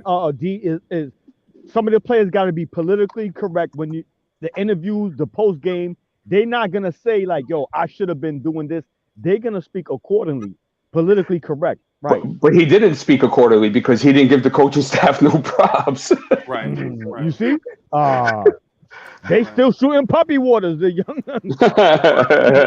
hey guys. Hey, Uncle Freezy, D, you guys are two smart dudes. I'm gonna be honest. Like when I listen to you guys talk and debate each other, it's something to watch. Discussion, not debate. Salute you guys. I'm gonna leave. I gotta check out. You guys hit those likes for Blorange Tears.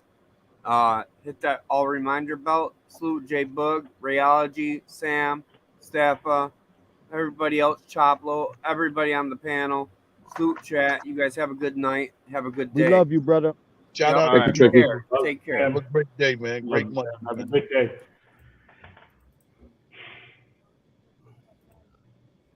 All right. So now when we get into the basis of like who is responsible for development, could this happen earlier? We have to consider everything. We can't just consider a press conference that happened yesterday, because you have to understand it's a job. So players are going to go ahead and they're going to say, like Chop said, political anointed type of things in order for it not to seem bad. You see? Right. Yeah. And that's going to be the agenda, because on face the organization does have to look functional. Why? Because they have to get potential draft picks that want to come here. They want guys to come back for signings. They want guys to get free agents and stuff of that nature. So you can't just go out and say, well, you know what? I did this on myself and the coaching staff had nothing to do with it. Right. Right. Right. No, you're absolutely right.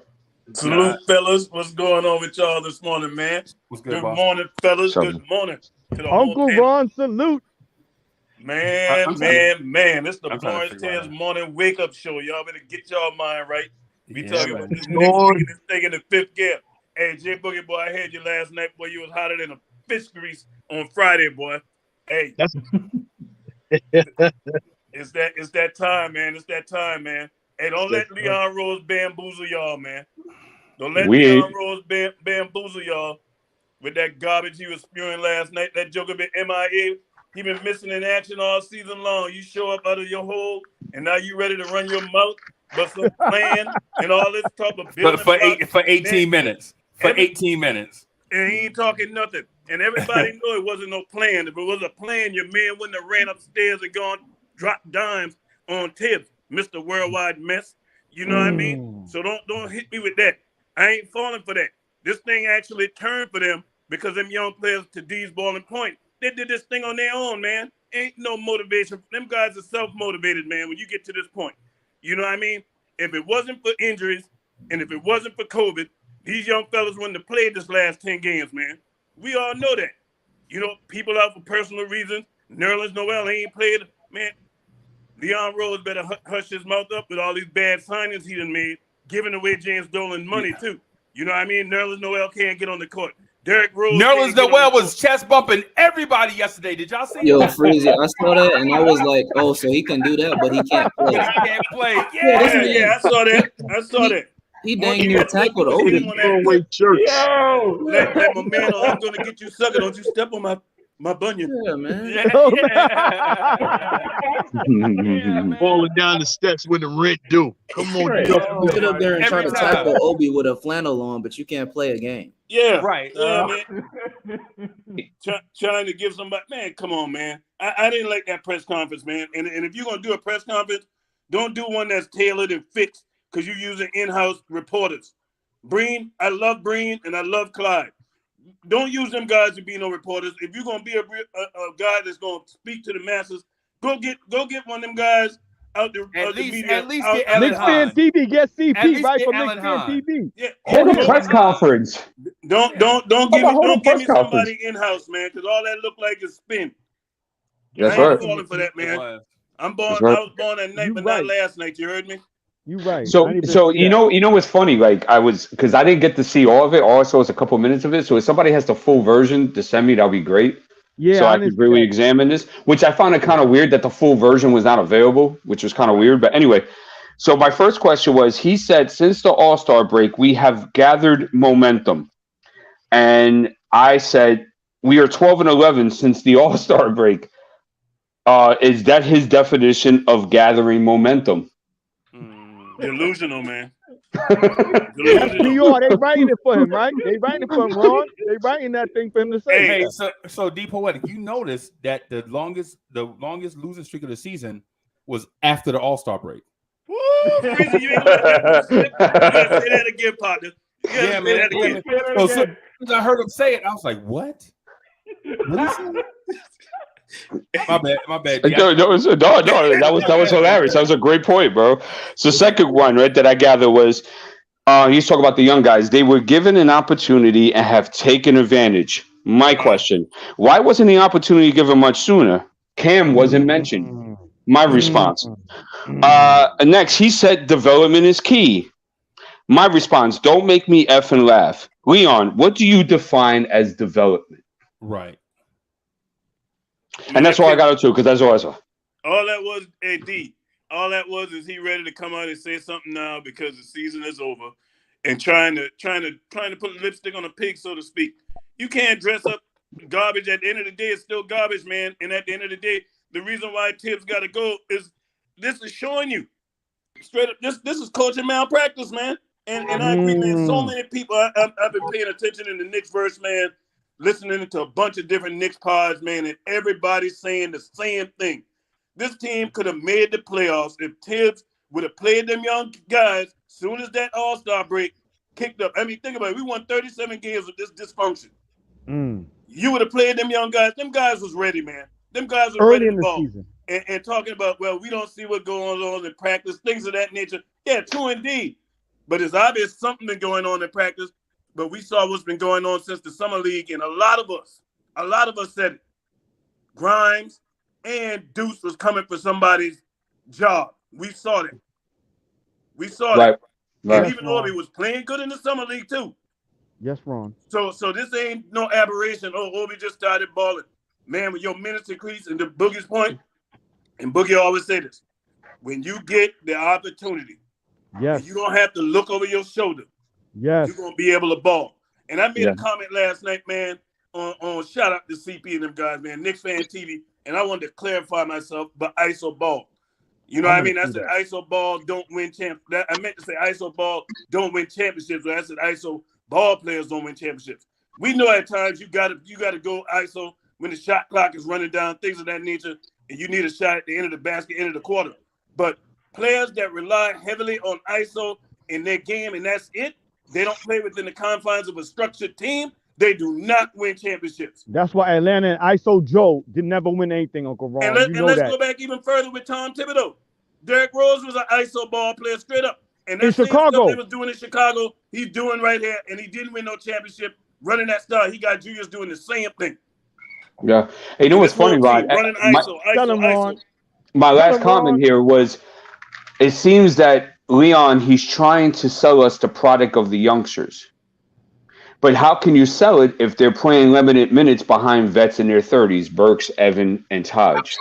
I'm so glad you brought that up. Man. Say that again, man. You gotta say that again. Man, I wish I was the interviewer, because I would have drilled him with these questions. You gotta get a press pass, D. You ain't paid by the company, man. Yeah, right. Yeah, that's why they got certain people to do the interviews, so the real questions don't come out. You know what I'm saying? To force your hand to find an answer that you really don't know. You know what I'm saying? You could look at this guy constantly constantly he's staring at Mike.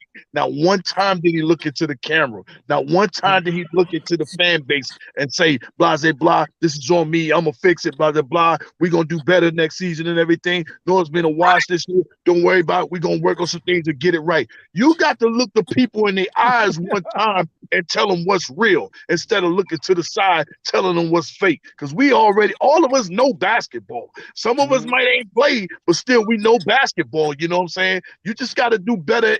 You got to do better in your messages, man. Find the message that you're bringing up and deliver it home. That's all we want. Deliver the right messages, man. And your message ain't nothing no different. Anything outside of this youth development is completely not messageable. Exactly. And you know what else? I'm gonna tell you this. This is something that's key. When you got a leader, man, a leader shows up at all times. When things bad, a leader's not gonna hide. When things is good, they definitely ain't gonna hide. You know what I mean? They're gonna show up.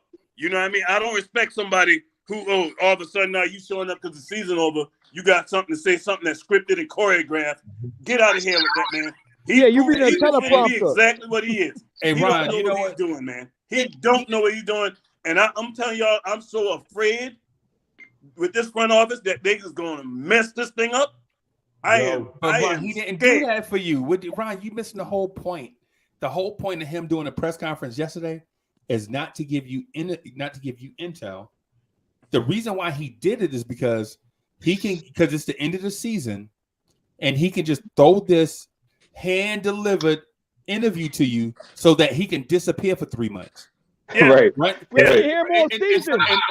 And so to the point that I'm trying to make is this. He did notice it was handcrafted. It was like, oh man, it wasn't a press conference, right? It was it wasn't even a live television event like that. Yeah, it was taped. Yo.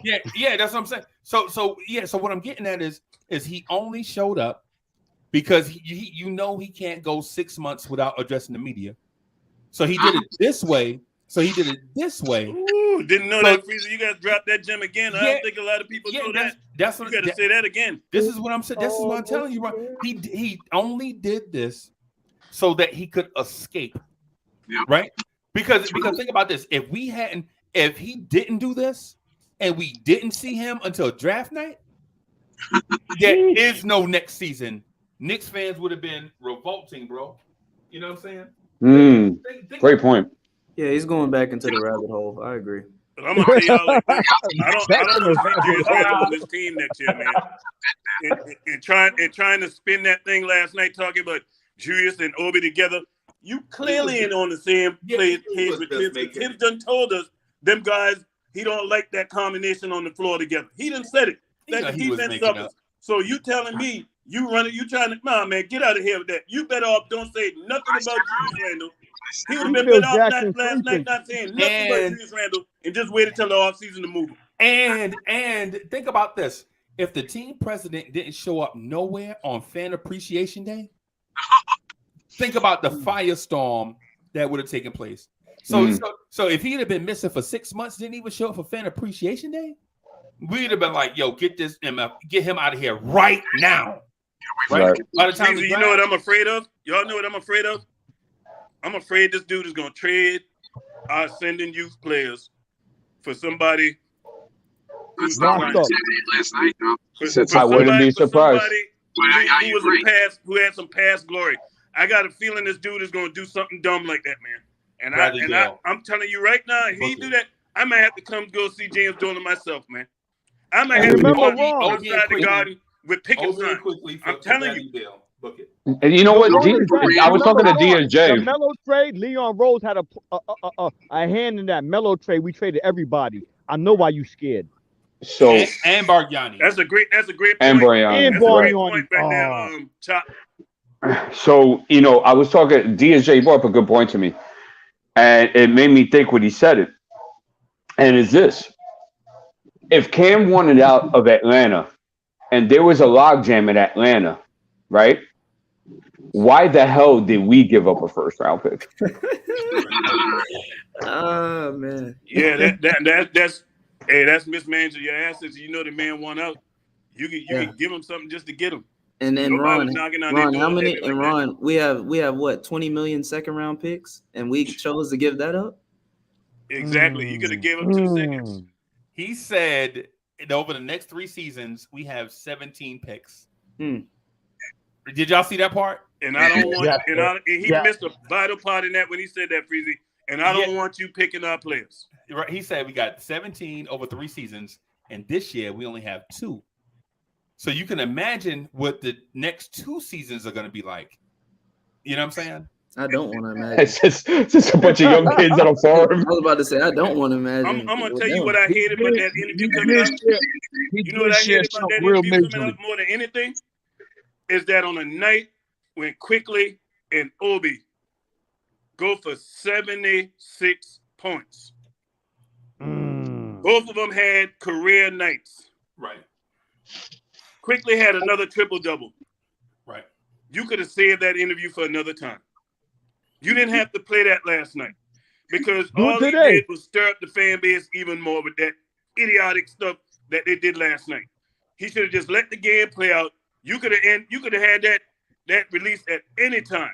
And somebody brought out a good point. They said we had a game where we lost to somebody where we only scored 75 points, but Quickly and Obi had 76 by themselves last night.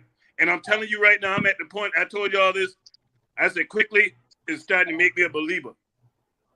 Ain't no make me a believer. I'm a believer in Quickly now, man. I'm telling you right now, what he's doing is not easy. Regardless, is there things he still need to work on? Yes. Where this team is at, we're not contending for no championship within the next year or so. I'm a proponent. Go ahead and give them keys to Quickly. Let Quickly be the point guard next season.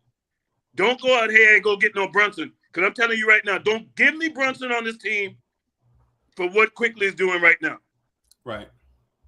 You know what's funny about the 17 picks is that did he mention how many of those are second round picks? Right, that's my point. That's the part that I saw. He did. That's my point. Yo, I was watching. I was like, wait, what? Right. That's what. The only good thing I got from him was when they asked him about Julius, and he told him Julius wants to be here. I flipped that, and he didn't say we want Julius to be here. Yeah, he still didn't say it. I flipped that. You know what I mean? I listened to that part right there, man. But yeah, we don't need this guy making no basketball decisions and everything. He's a number guy. That's all he is a number guy. So you got to figure out how much money you're gonna pay somebody, if you're gonna save money or you're gonna overspend. You need to figure that out. Who's worth this and who's worth that. When it comes to picking players and drafting and all that, leave that to the guys that know what they're doing. Because he don't have a clue at what he's Boogie, doing. if we're being real about it, he ain't even been good at being a number guy. Look at the contracts he's just giving out. I think he's a vacuum cleaner. Isaiah. I mean, if Dolan want to be real and look at what this guy has done, man, with his money, Dolan should be real mad because you gave money to guys who can't even get on the floor, man. Why did you go over the cap to sign Taj Gibson? Please tell me. The guy who you picked off the street.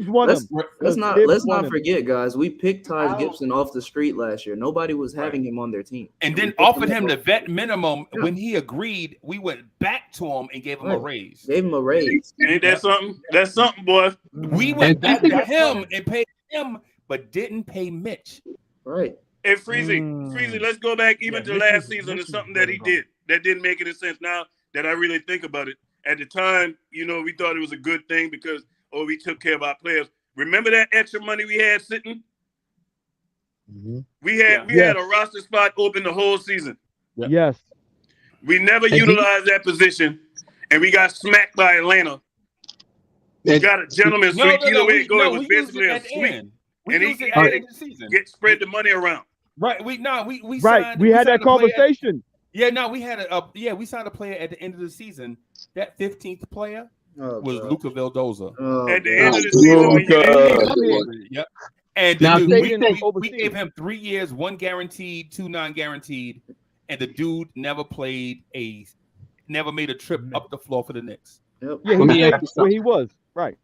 Let me ask you something. Also, what do you think now? Because what we've seen from Obi, should he start next season in the starting lineup? Yes or Oh, no? I'm gonna tell you. I said this, Tricky. When soon as after that's Obi hit that's that 30, D'Angelo. That's me. That's oh, that Yeah. D'Angelo. Soon as Call him tricky. I'm sorry, man. Yeah, Hey, sorry, Hey, man. you know we all look alike. Hey, Me, D Poetic, D'Angelo, Jimmy Dixon. Hey, All D'Angelo, of us look alike. I'm gonna tell you this. Soon as Obi had that 30-point game, I was already on the boat of saying, "Hey, man, just go ahead and trade Julius because of what I'm seeing with Obi. Obi's ascending. Julius is already at his ceiling. He ain't gonna get no better." Right. But man, when Obi hit that 30, what was it, 32, 35? Against the Wizards. I said, oh my God! I talked to Rob the Nick. I called Rob the Nick, man. Me and him was talking because he's like, "Hey, you watching this?" I said, "Rob, I'm gonna tell you like this, man. You know what Obi just did? Obi just put Julius Randle on the plane, and I'm gonna say this too, and a lot of people ain't gonna like this one. Y'all ain't gonna like this one. He didn't put the golden child on notice too, in RJ. Yeah. And I'm gonna tell you why. And you're gonna love this one, D'Angelo. I mean, D's balling. Wait, and RJ, you said? Yeah, I'm gonna tell you why he put. I ain't talking about getting RJ up out of here. Let me just address that. He needs put them on alert. Detail. We got to pay attention to detail. You ain't the putting only RJ good on young no plane. player I said, here. You know how I feel about RJ. But this is what I mean by putting RJ on notice. Every team needs to run efficiently. And if the ball is going through a guy who's efficient in his offense, that's who's going to be my number one option. I'm not going with no guy who's not efficient to be the lead dog. And if Obi I'm telling you what I'm seeing from Obi is what we saw in Dayton and the reason why he got drafted. That's what we've been seeing over these last 10 days. And who was it? Wally Zerbiak even brought up this point. He said he knew Obi could be a good three-point shooter because he saw it in college. Right. So he's not surprised by that. Efficiency is everything in sports. And RJ has to get efficient. I can't see myself giving no max dollars to somebody who's not efficient. You can't do that, man. You can't shoot free throws. You don't deserve no max contract. And anybody thinking he deserves a max contract just because we drafted him and he's the best that we had since Charlie Ward and he got an opportunity to get signed, miss me with that. That's mismanagement number one. You don't do that. You call it front office malpractice. And this was the other thing I thought about. Hey, This is what I Ron, told hold Rob. on for a second. Let me you just know do who this else real is going to quick. get on that plane So with him? Brooklyn Buddha, thank you for the generous contribution. Brooklyn Buddha says, do you extend the same consideration to the front office or are they still completely inept? That was a question he asked for me earlier, Ron, because I call the front office inept. And it's going to the point that you're making, right? So he says, do you extend the same consideration to the front office or are they still completely inept? So when he's talking about the consideration, we talked down on Tibbs, right? And we were harsh on Tibbs, right? Now, are we going to be harsh on the front office as well? Is what Brooklyn Buddha was getting at? Absolutely, 100%. Front office malpractice, Ron. Tell him. 100%. I got to fly them up out of here too, man. I got to fly them up out of here, man. Because this is foolishness. They were supposed to do a lot this season, man. Coming off of a 4th seed. We were supposed to think about it, man. Who all sat here and thought we was coming back with that same lineup, basically from last season, after that 4th seed and getting smacked by Atlanta? Who thought we was coming back with that? And the only thing you brought in here was Kemba Walker and Fournier, 2 cast-offs? Come on, man. Nah, I can't absolve them of this, man. They deserve a lot of the blame for this mess. And the only thing that made this season salvageable was the play of these young guys. Let's be clear on that. If them young guys wouldn't have panned out this season, you know how bad of a train wreck this would be? I'm talking chemical spill. Being that Obi has now shown you what he can do, give him the proper minutes, you can't sit him, and you can't revert back to the same way you played him this season. So somebody's got to go. It starts with an R. So I love what Obi is doing. Real quick, I want to shout out to the Obi man himself real quick. I talked to him last week. I was supposed to let y'all G-Man. Yeah, Sergeant Nick himself, shout out to him, you know what I'm saying? Always, That's my guy. He deserved to come up here and wear that Obi jersey, but he out there in Kansas doing what he doing out there with my lynch mob and everything. So that's why I A called him. Tar Heel in Kansas. Yeah. The main No, thing he when I'm enjoying looking it. at when you say Obi putting might be putting people on notice, I can't look over the fact that Quickly is putting everybody on notice, man. Absolutely. About this team. The thing is, what I saw about Quickly yesterday, you know, when you practicing and everything, you come up with every play scenario, every draw play, everything it is. Now, when you're in a game situation and the coaches call a timeout and they want to run one of those plays, they remind the players of this play that we went over, and he shows and developed it. What I saw IQ yesterday, IQ knows that playbook, and he was able to call plays and designs that Tom would have called in a timeout. Instead, he was calling them on the floor. That shows me a whole lot in his point guard skill, that this man can run and develop and put people in position, direct and everything, you know what I'm saying, without a timeout being called, you know what I'm saying? So, man, IQ, man, we might have one. And then we might have a backup in his man, the Yes, little one, sir. the rookie. So we Yes. might have that 1-2 punch. So I'm not running all the way looking for Sacramento. Did you try one more time? You gonna let us get it? I'm not doing that. I'm not going to Dallas, you know what I'm saying? Yo, let me get you. You want to come over here, brush it, and slow the offense down even more? Man, we the worst even scoring, you know what I'm saying? Them two guys that we had on the floor last night, quicken paces our offense. It gets into our offensive set a whole lot quicker. And the way they looking like, if you ain't running with us, you ain't gonna see this ball. You want to see this ball? That's key. You Boy, better say that keep again. up. Say that again. Hey, Say don't it go off again. on that, You Jim. hear what You JB got to say that one again. If you're not running with us, you're not gonna see that ball because we gone. Because I only could take 2 bounces and pass the ball, and Obi is gone. You know what I'm saying? But I love how he didn't run out every possession. You know what I'm saying? When his man wasn't shooting the tray, he was coming back last night, helping with rebounds. You know what I'm saying? That's been one of, you know what I'm saying, Freezy's major things. The rebounds. Hey, how you go 2 and 3 rebounds. Man, for him to come up with 10 rebounds with a 42 clip, man, something, They look man. like And still was getting this Yo, lead. Boogie, they And look still like was Nash beating and this man up the floor. Stoudemire. Man, I'm Nash gonna tell and you, Stoudemire, bro. That's what I they Yes, look sir. like, right, Yes, Boogie? sir. I got to agree. I thought of this lineup last night. It looked like what? This the Nash and thought about Stoudemire. last night. Steve Nash A and young Stoudemire. Amari. Yo, I That's what they was looking like. Jumping out the window with no parachute. Yeah, we That's gotta that look 1-2 great. punch. He just trying to break every bone in his body right there. Yeah, I thought about this lineup last night. If I was to tweak and make a move, this was the move I would be. Bitch, you want to get up out of here? Okay, I got somewhere to go because they ain't signed this man over there in Phoenix yet. I got somewhere to go. Let me get Eaton, and let me get Obi at power forward. Let me get Cam at the 3, and let me get RJ at the 2, and let me get Quickly at the 1. You know what I'm saying? That's a young squad for me to build all the way to 23. You know what I'm saying? To put some more real leaders around them guys when it's time to play. Hey, Yo, Boogie, you know I'm what you just said? please.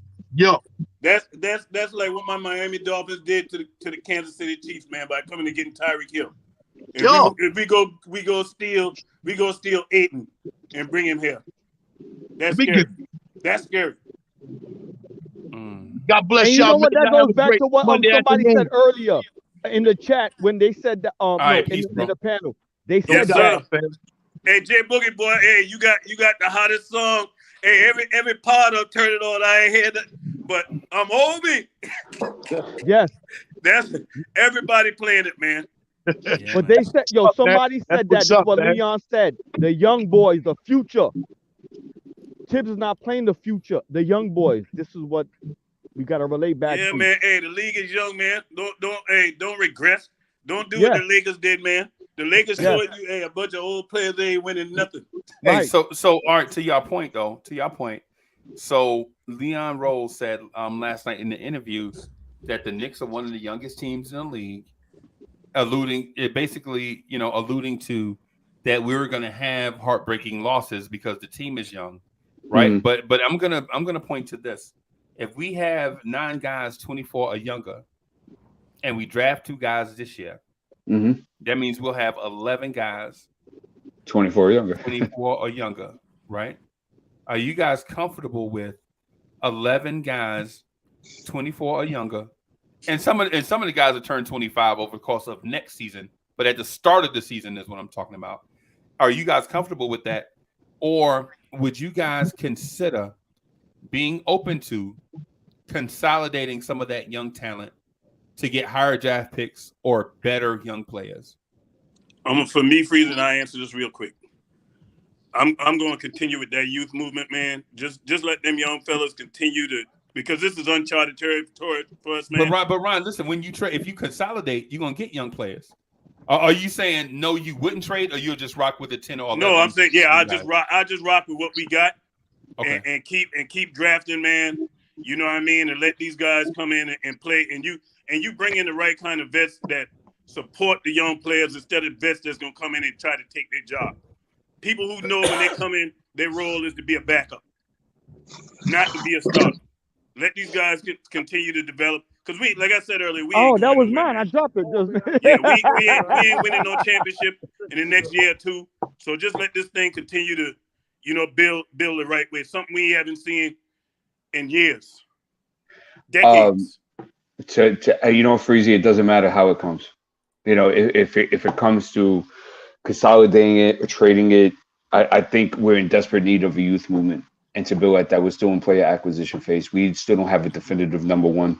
We still don't have a movement of players, of young players that we could move forward with or anything like that. So you still got to stay on the path, absolutely, no matter how it looks. So that's what I'm asking you. That was the scenario. So do you take 2 or 3 of your young pieces and consolidate that and get that player that you're talking about, or do you let Obi Toppin, Emmanuel quickly develop into that? So do you play the short game or the long game is what I'm getting at. I think unless something fantastically fabulous comes along, I'm not touching that. And I don't want to see how that looks through his rookie contract. I agree. Okay, and that's including Sims and McBride and Cam and all the youngsters. Because here's the thing. I wanted to point out to everybody. So Miles McBride and Quentin Grimes are college veterans, right? Those guys are 21. Quickly just turned 22, right? Cam Reddish and RJ Barrett are the one and dones that are about the same age as those guys. Yeah. So you got about 5 guys that are 22 and under. You know what I'm saying? So do you keep that intact to take for instance, say you get the 12 pick, and there's an opportunity for you to move up to number 6 to get an AJ Griffin or what's the guy from Iowa? AJ Griffin. His name. Yeah, what's the guy from Iowa? AJ Griffin. Talking about Murray? AJ Griffin. Keegan Murray. Keegan Murray. Yeah. So you can move up to get an AJ Griffin or Keegan Murray. Do you do that? Do you take the 12? If you're talking about AJ Griffin, I'm hate to cut you off. I'm immediately no. I'm not. That's because you got Jalen Duren tattooed on your chest. No, man, I'm a Memphis fan, but I'm a real. He does. Yeah, I saw it. I saw that tattoo, bro. You couldn't get your girlfriend and your baby mama name. You getting Jalen Duren tattooed on your chest? Man, but I know what I'm not doing. If we get AJ Griffin, y'all won't be happy about that. Yeah, but okay. Okay, so your scenario again? So we're at 12, and we could trade up to 5 or 6 by sending the 12 pick, Jericho Sims, and or the 12 pick and Quentin Grimes to get up. Yeah, but Keegan plays the 4. No. I'm just talking about the spot.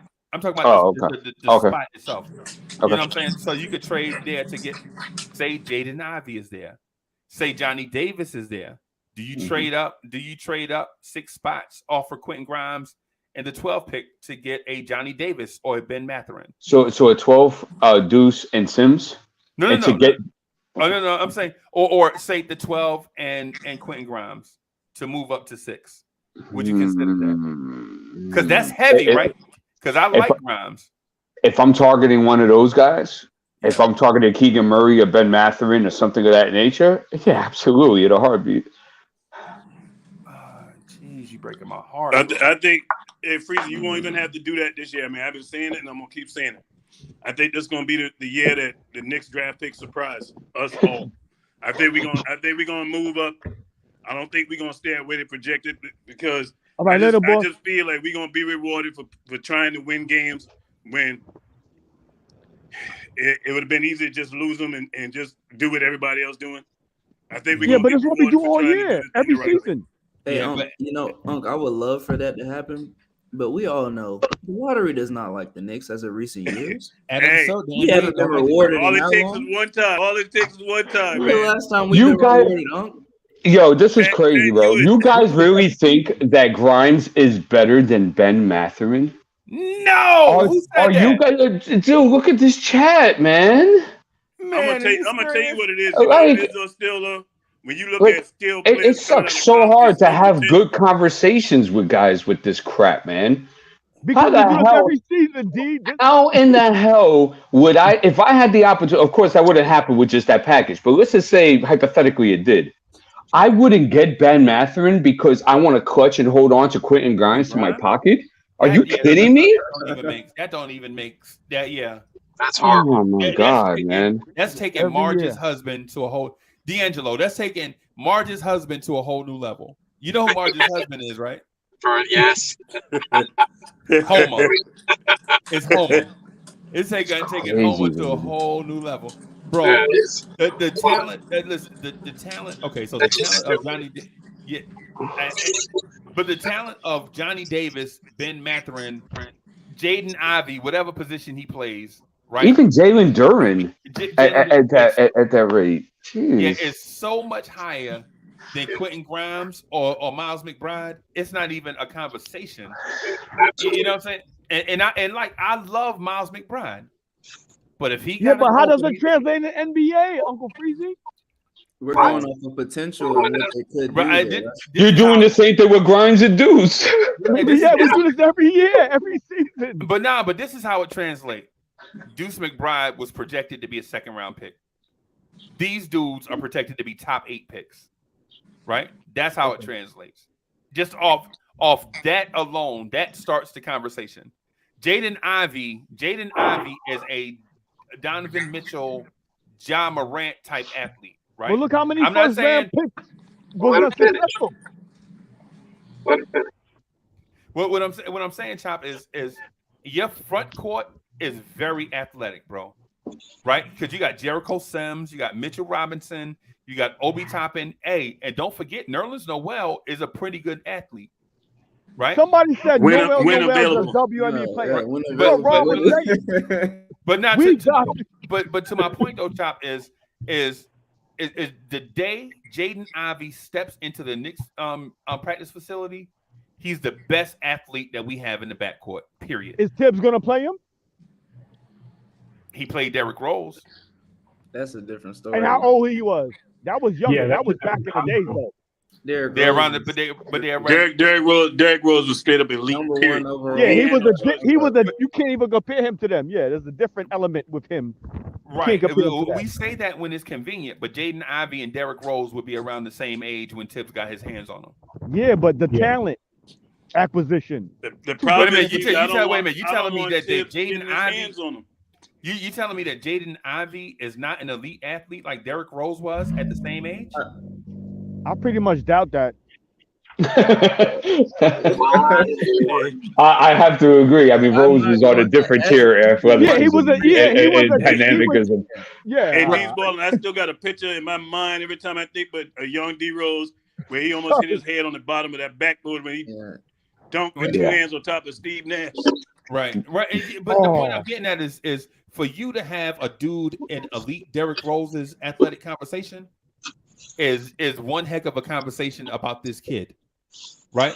Because we could say, oh man, he's very athletic, but when you start saying, hey man, he might be in the conversation with Donovan Mitchell in terms of athleticism. Wait, hold up. Wasn't Harold Miner athletic? Wasn't Harold Miner to New Jordan? What happened to him? Baby Jordan. Remember him? Right. Yeah, I remember. That's his name? Harold Miner, right? Oh, there you go. Boy, I heard that name since he left the league. But there were a lot of elite athletes. Stromile Swift was a super athlete. Oof. Right? Oh, Tyrese yes, Thompson was a great athlete. Oh, right? But stop my it. point is, Right, but my right, point right. is in this draft, this kid is probably the most athletic out of everybody. You know what I'm saying? Would And it? you got to speak to the people that are available. I mean, But this is what we do Harold as Knicks fans, Uncle Freezy. Every season the season's over now. We thinking about the draft and who we gonna get, who we gonna trade. And we was talking about building the home talent, homegrown. What we got right now, everybody looking like. Ooh, you ain't being honest with me, Chop. You ain't No, being honest with me. Listen, I'm being straight up. Nah, man, because Everybody we got rid this of. is what this is what Knicks fans do, and I have evidence to back it up.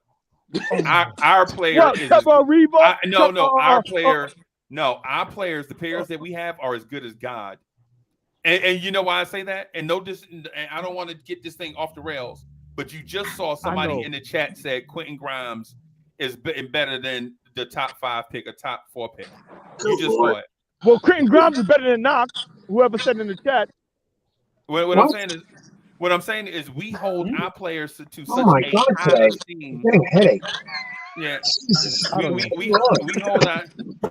So Rayology, am I lying? Do Knicks fans not hold their Uncle Rob players going in the back to such a high esteem that it's ridiculous?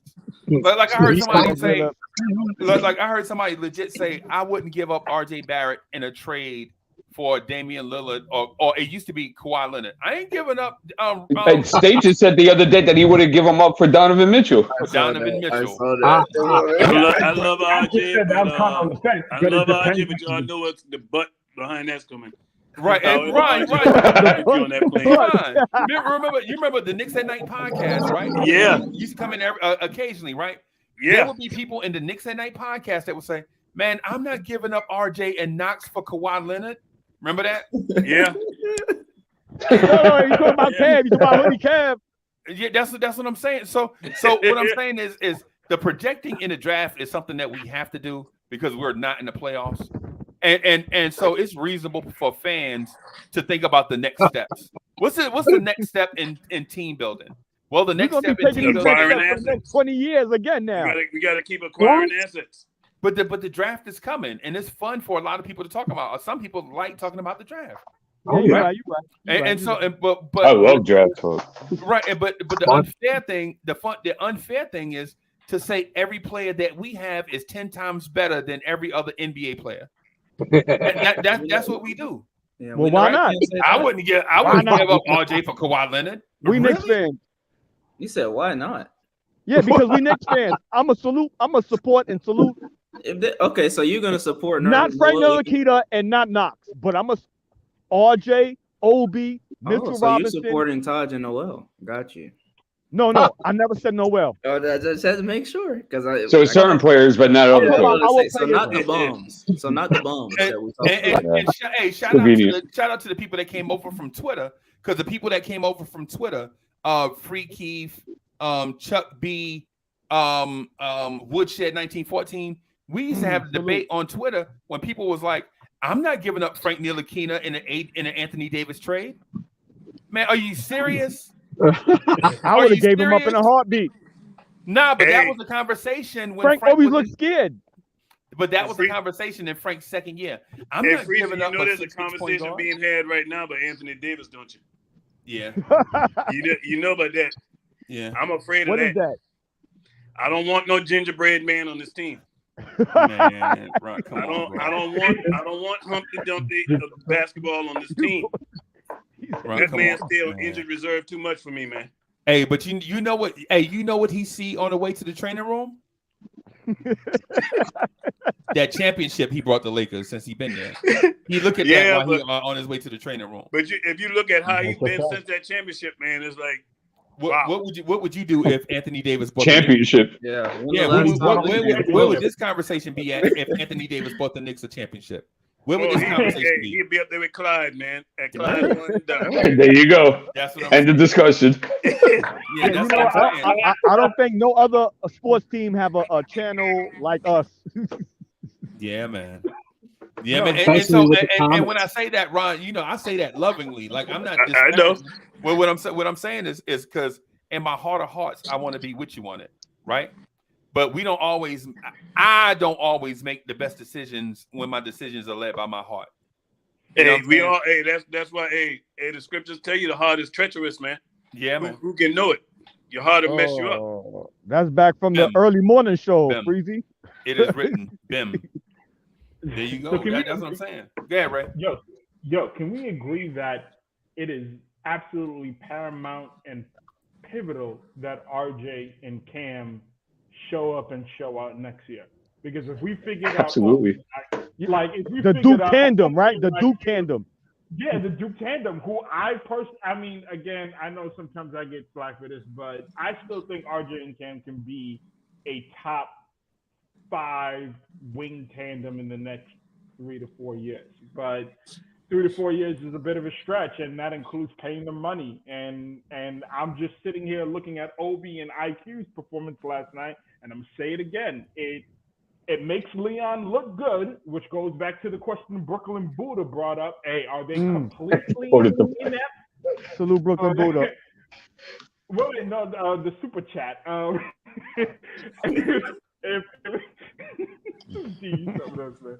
Ray, I'm with you. They had the potential to be devastating. That's the thing, potential.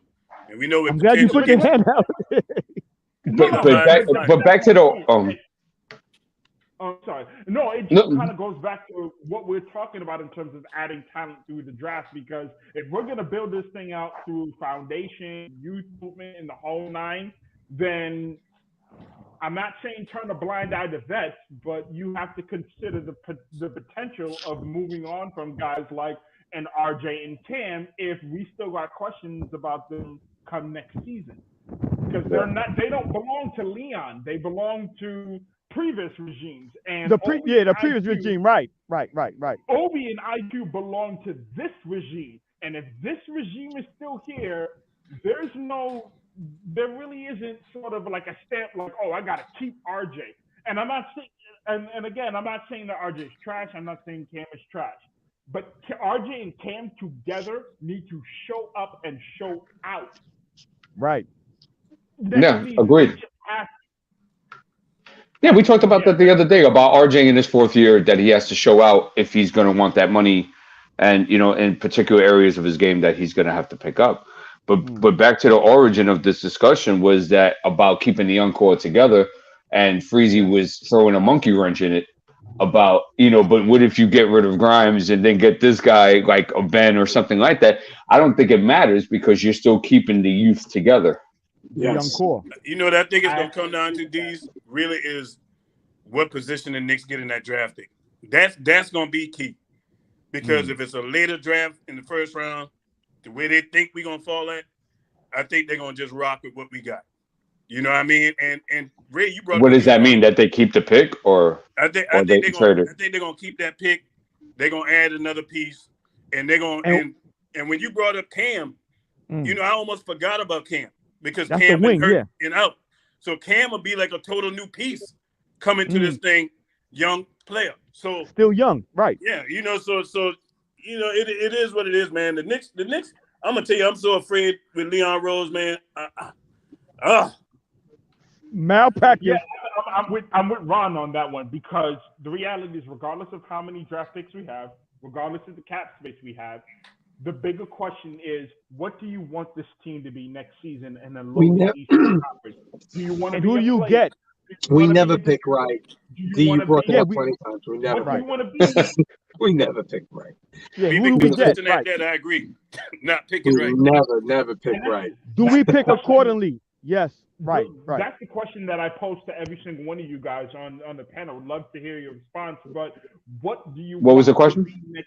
The question is, what do you guys want to be next season? In a loaded Eastern Conference, do you want to be a play-in? Do you want to be a playoff? Do you want to be bottom a championship contender? Like, what do you want to be? I agree with Akuma, by the way. I'm sorry. No, he's on the chat. Y'all cut off each other all the damn time. Can't hear anything. I agree. No, but go ahead, Ray, to your question, though. I'm definitely want to hear the rest of it. Yeah, but I just want to know, everything that we're talking about revolves around sort of these what-ifs. And what I really want to know more than anything is, what do you guys want to be next season? Do you want to be a playoff team? Do you want to be a play-in team? Do you want to be a bottom of the tier? And that would dictate what we need to do moving forward. D, you Gotcha. can kick it off. Who do you want to kick it off? What'd you say? Yeah, I'll kick it off to you. Me? Oh, look, man, I say it like this. I've had many conversations about this already, and that the East is only going to get tougher as these young guys start getting better, and they're acquiring these draft picks in the top 5, top 6. They're only going to get better. Milwaukee's not going anywhere. I think Chicago will probably get better. I think Cleveland's going to get better. The Nets are going to be better. So when I register all this, I say I look at the draft that's coming in 2023, and I say this would be a fantastic experiment to really develop these young guys, have them learn the ups and downs of an NBA season with the ball in their hands, have them develop and put ourselves in a great draft spot, and we could pick up something that can really benefit us in the future. I'm all down for that. Hey, Deez, you know what you just said? Basically, it's basically what was supposed to happen for us. But we know the monkey wrench was that 4 seed. Year 1 and 2, you develop your in-house product. You've established who you are. Your product look good. Then year 3, you start trying to get people in here who can get you over the hump and get this thing moving in the right direction. But we're back. We're back basically to square one. Yep. We're back because we don't have an identity. We got to find out who we're going to be first before we can ask players to come here. Because if I'm a free agent, the first thing I'm going to ask, well, what's your identity? What kind of team are we going to be? And right now, we don't even know. So Leon can stop with this building block and plan and stuff he's talking about because he don't have one. So to answer Ray's question, what are you going with? I'm going to stick with the youth movement, man. I'm going to just stick with that youth movement and let that thing continue to develop. And then by next season, because now you have ample evidence of what these guys are and what they're going to be. Then you can start making moves about who you keep and about who you move, because I'm looking for players to advance the game. I'm not looking for a player to get fed and get full and get satisfied.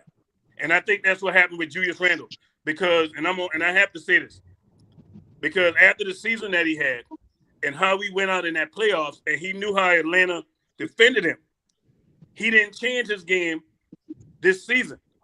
And he got frustrated a lot because of how guys, even Leon, the one thing I agreed with him last night, what he said about how Julius, the double teams and stuff, he had to get used to being the number one guy. But it's just obvious that what this team needs to do is just continue. Do not skip no steps. We've seen enough of that. This team ain't going to no championship. Just let them young guys continue to develop. And right now, we got to gym it quickly, man. I'm gonna tell you right now, triple doubles ain't easy, and we all know that. Especially when you ain't out there trying to get them. That wasn't Quickly's goal to try to get those triple doubles, but it happened. So, yeah, man, just go with the youth, man. Just go with the youth. Who else? D'Angelo, what do you think?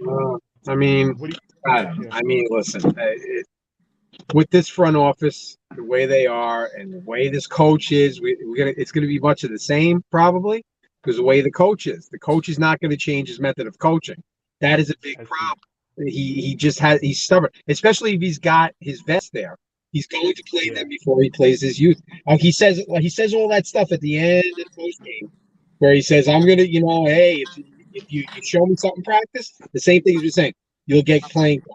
And while Randall is still here, it's going to be a problem next season, because what you're going to have, he's got Obi, right? Unless he's traded or something, which you never know, because they're going to give Randall kudos for still being here and get rid of Obi and get something. I don't know. They could go in that route, because while you got Randall here, maybe nobody wants him in the league. Who knows? You may have one stupid team that'll take him. You said maybe Portland. Who knows? I don't know. But we don't know. There's so many question marks here that I just feel the way he was saying it. Yeah, we have a youth movement, but we we have all this youth, and we're not going to have it played by Tibbs. He's not going to play. That's the state of confusion I'm in. Because while we could be just bringing back the same team next year. Got Rose, got Noel still trying to find his legs. I don't know. I mean, we don't know, and it's too confusing. I would like the youth. That was the question. Yes, I would love the youth. but Randall's going to stand in the way of Obi. There's no two ways about it. Obi should start after what we've seen. He gets the minutes. Yeah. He's doing a very good. I like the up and down the court, because what's Randall going to do? Grab the ball, go ISO, and it's going to stifle things. It's going to slow things down. He's going to get picked off. It's the same thing. And Randall ain't changed as well as Tibbs is. These two guys are not going to change. I agree. That's what I think. It's not going to change. So there's got to be some sort of shakeup, and this is going to be something to really watch what's going to happen. And this is going to be very interesting on how they handle it, because I think everybody will be gone. If we come out of the gates and we are horrible like we've been this past year, yeah, Tibbs is gone. I think the front office, there's going to be shakeups. I think Donovan will step out. D'Angelo, you stole my thought, because that's exactly what I was sitting there thinking. I've already see it coming regardless. I think Tibbs and Leon is going to get fired together. This is what's going to happen. Is going to get them up out of here. Well, and we had talked about that, and we talked about them probably lasting only 25, 30 games if the same thing replicates over and over again and stuff of that nature. And we also mentioned too that they're going to have a lot of decisions to make this offseason. And we asked the question: are they equipped for them? The question was, are they equipped in order to deal with all these tough decisions that are going to have to be made as far as signing I don't think they Mitch? are. I don't. No. As far as signing Mitch, as far as what are you going to do with Cam, as far as what you're going to do with the draft pick, as far as are you going to rock quickly at the point guard or not? What are you going to do with the Julius Randle Obi situation? Is RJ going to be your primary and stuff like that? So those are all in the air. But let's stick to Ray's question. Ray's question was, what do you think? Not what we think the administration is going to do with it. What do you think the direction we should go in next year, which was play in, playoffs, or just shoot for the draft for 2023? Am I right, Ray? If that was your question? You're absolutely right. I just want to, on my part, real quick. I want to see the progression of getting better, building that foundation. Yes, that's what I want. I don't want no more quick fixes. I want, if it's the youth movement that we got to go, and we got to deal with the kids basically screwing up and dealing with the aches and pains. Let them I'd rather see the progression through the youth. That's it. That's what I want. I'm done. No doubt. That's great. Yes. All right, Ray, it's your show. Who do you want next? I mean, can I ask how many other teams we've seen that's been successful through their youth movement instead of the quick fix? I want to ask that question. Well, let's finish with this one first. Let's finish this one first, then we can get to the next one. That's what we're talking about. No, well, let me. Yeah, but not everybody's gone, Chop. Oh, my bad. I jumped out the car. I'm sorry. I'm in out the car. You jumped out the window too. No, I probably did that too. No, I just want to ask you, Chop. Like, what would you like to see from us next year? Would you like for it to be a playoff team, a play-in, bottom of the tier? Like, what would you like to see? I think he's already jumped out the window. Wait, no. Chill. On some real, for real. Last year, we digressed from last year. We was allegedly supposed to be a playoff team. We could have still been that, right? So I want to see us be a play-in contender, if you will, and build through our young foundation. That's what I was talking about. Okay. No, I dig it. Sam, what about you? What you mean? What about me? That's my thought. No. Oh, no. Chop, you're not listening, son. He asked Sam, what about you? My bad. You're good. Okay, I had to compose myself. I'm sorry. Honestly, I think when it comes to me, I'm going to go with the playoff. I'm happy to be here. Yeah, the playoff and play-in, I think that's a good aspiration for next season because we know what we're capable of doing. But I think that progression, as somebody just put in the chat, Gibson, it can be with the youth movement as well as the front office actually doing their jobs and making the correct moves in this offseason to benefit our team. I mean, there's other ways that we can progress, but I'd love to see this youth just keep growing. And we already see the chemistry that they have now, so I'd like to see that. I think that with that building and we get these guys back healthy, Cam Reddish, and like you said, RJ Barrett, Ray. If you can see them actually play out on the court at the same time, I think we'll see a better product on the floor next year. But like we pointed out, though, Tibbs toys have to be gone, because if they're not, or some of the toys, if they're not removed, then we know what we're looking at. But Sam, but what direction do you want to go? Do you want to go playoff, play in, or build these? You 100%. Okay, cool. Okay. Stafford. Stafford, you there? Or Yeah, I'm here. cool. Playoff, play in, youth. I'm probably to the play in playoff kind of us area around 10 to 7.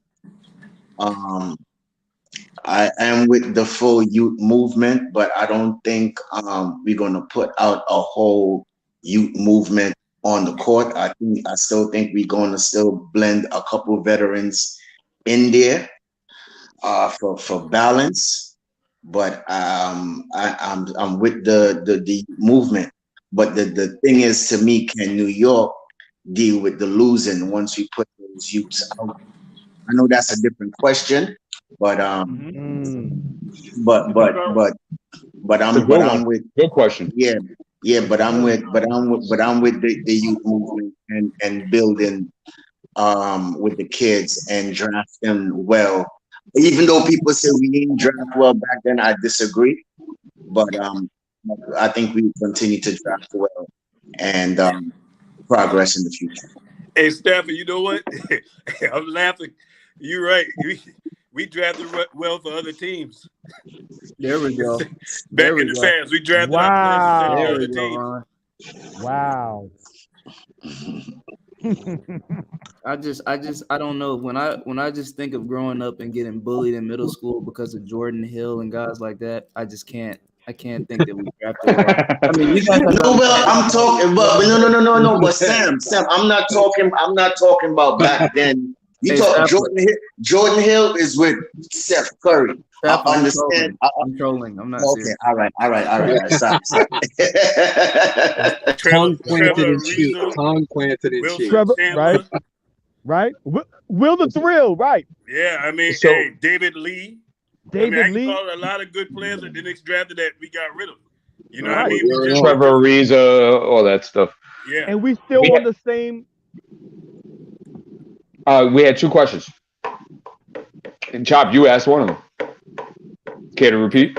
It's your show. Can we? Well, we obviously didn't do it this season. Do you remember your question? Oh, you said repeat what? You said, can you repeat? That's what You asked a question in the middle of your answer. Do you remember the question? No, I don't. You gotta remind me. All right, so way back. Which one was Stafford's question? Staff, ask that question so we can answer. Can New York fans deal with the losing with a full youth movement? I'll go ahead and answer for you quick. Yes. Listen, for me personally, I think I can. That's why Stafford had to dictate who answers first, and not people just jumping out there. All right, my Jesus bad, Christ. D. My bad, D. Thank you. Yeah, no. For me, I take, and I said this a while back, D, you remember me saying it, man. I'm at a point with this team, man, where I'm going to let these young players play, and I'm going to accept what comes with youth. When you're trying to learn, you're going to make mistakes. You're going to win games. You're going to lose games.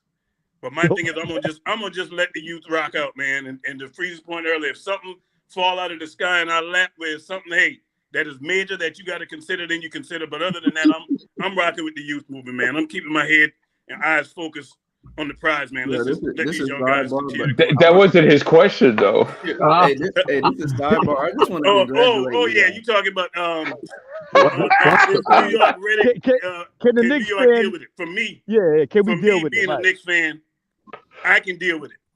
I'm speaking for me. Okay. I can deal with it. Cool. Man. Hey, y'all mind if I jump in on this question? Let me jump in on this question. I was on the telephone, man, and I heard a couple things, right? So, for one, the playoff season that we had was a necessary evil.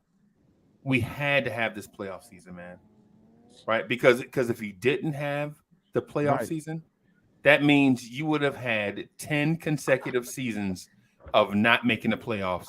And if you think fans have been on the ledge this season after a bad season, imagine telling them that this is 10 seasons in a row of not making the playoffs. And then saying, well, at least we're developing. Knicks fans would not want to. Knicks fans wouldn't want to hear it, bro. The reason why we can take development now, I think, in my opinion, is because we had that one season, tasted the playoffs. We climbed back to being somewhat respectable, but now we can blow it up and develop. You know what I'm saying? But if we just went 10 years in a row without making the playoffs, they would be talking about trading for LeBron right now. Right? Some people still talk about it. Right. And I know that sounds ludicrous, right? It sounds and you know what? And so it sounds ludicrous, right? Remember Fire Isaiah? Yeah. And so what I'm getting at, Ron, what I'm getting at is I understand that we need to blow it up and develop, right? I get that part, but man, we're more comfortable saying it, knowing that we padded our fall with a playoff win. If we had just fell straight to the bottom off the roof, bro, man, listen, you wouldn't be able to. Man, Knicks fans right now are throwing tomatoes in the chat at certain Knicks content creators, right? Because they're frustrated that this season is bad. Imagine 10 of them seasons in a row. A whole decade. Yeah, man, you wouldn't be all-decade losing team. We got one playoff win, and they shut down the street. Right, that's what I'm saying. And Atlanta did it to us again. And all the commentators are saying, "What did they got one win?" Right, and so D Poetic and myself both have the same thought. Like, man, listen, blow it up, start over from scratch, right? That except we look at it different. Like I put the priority on scouting, and he puts the onus on developing whoever you have. Like wherever you pick, develop, keep acquiring, and keep developing them the right way. Like have A+ development, right? And I'm more, hey, pick the right guy. Instead of picking Frank, pick Donovan Mitchell.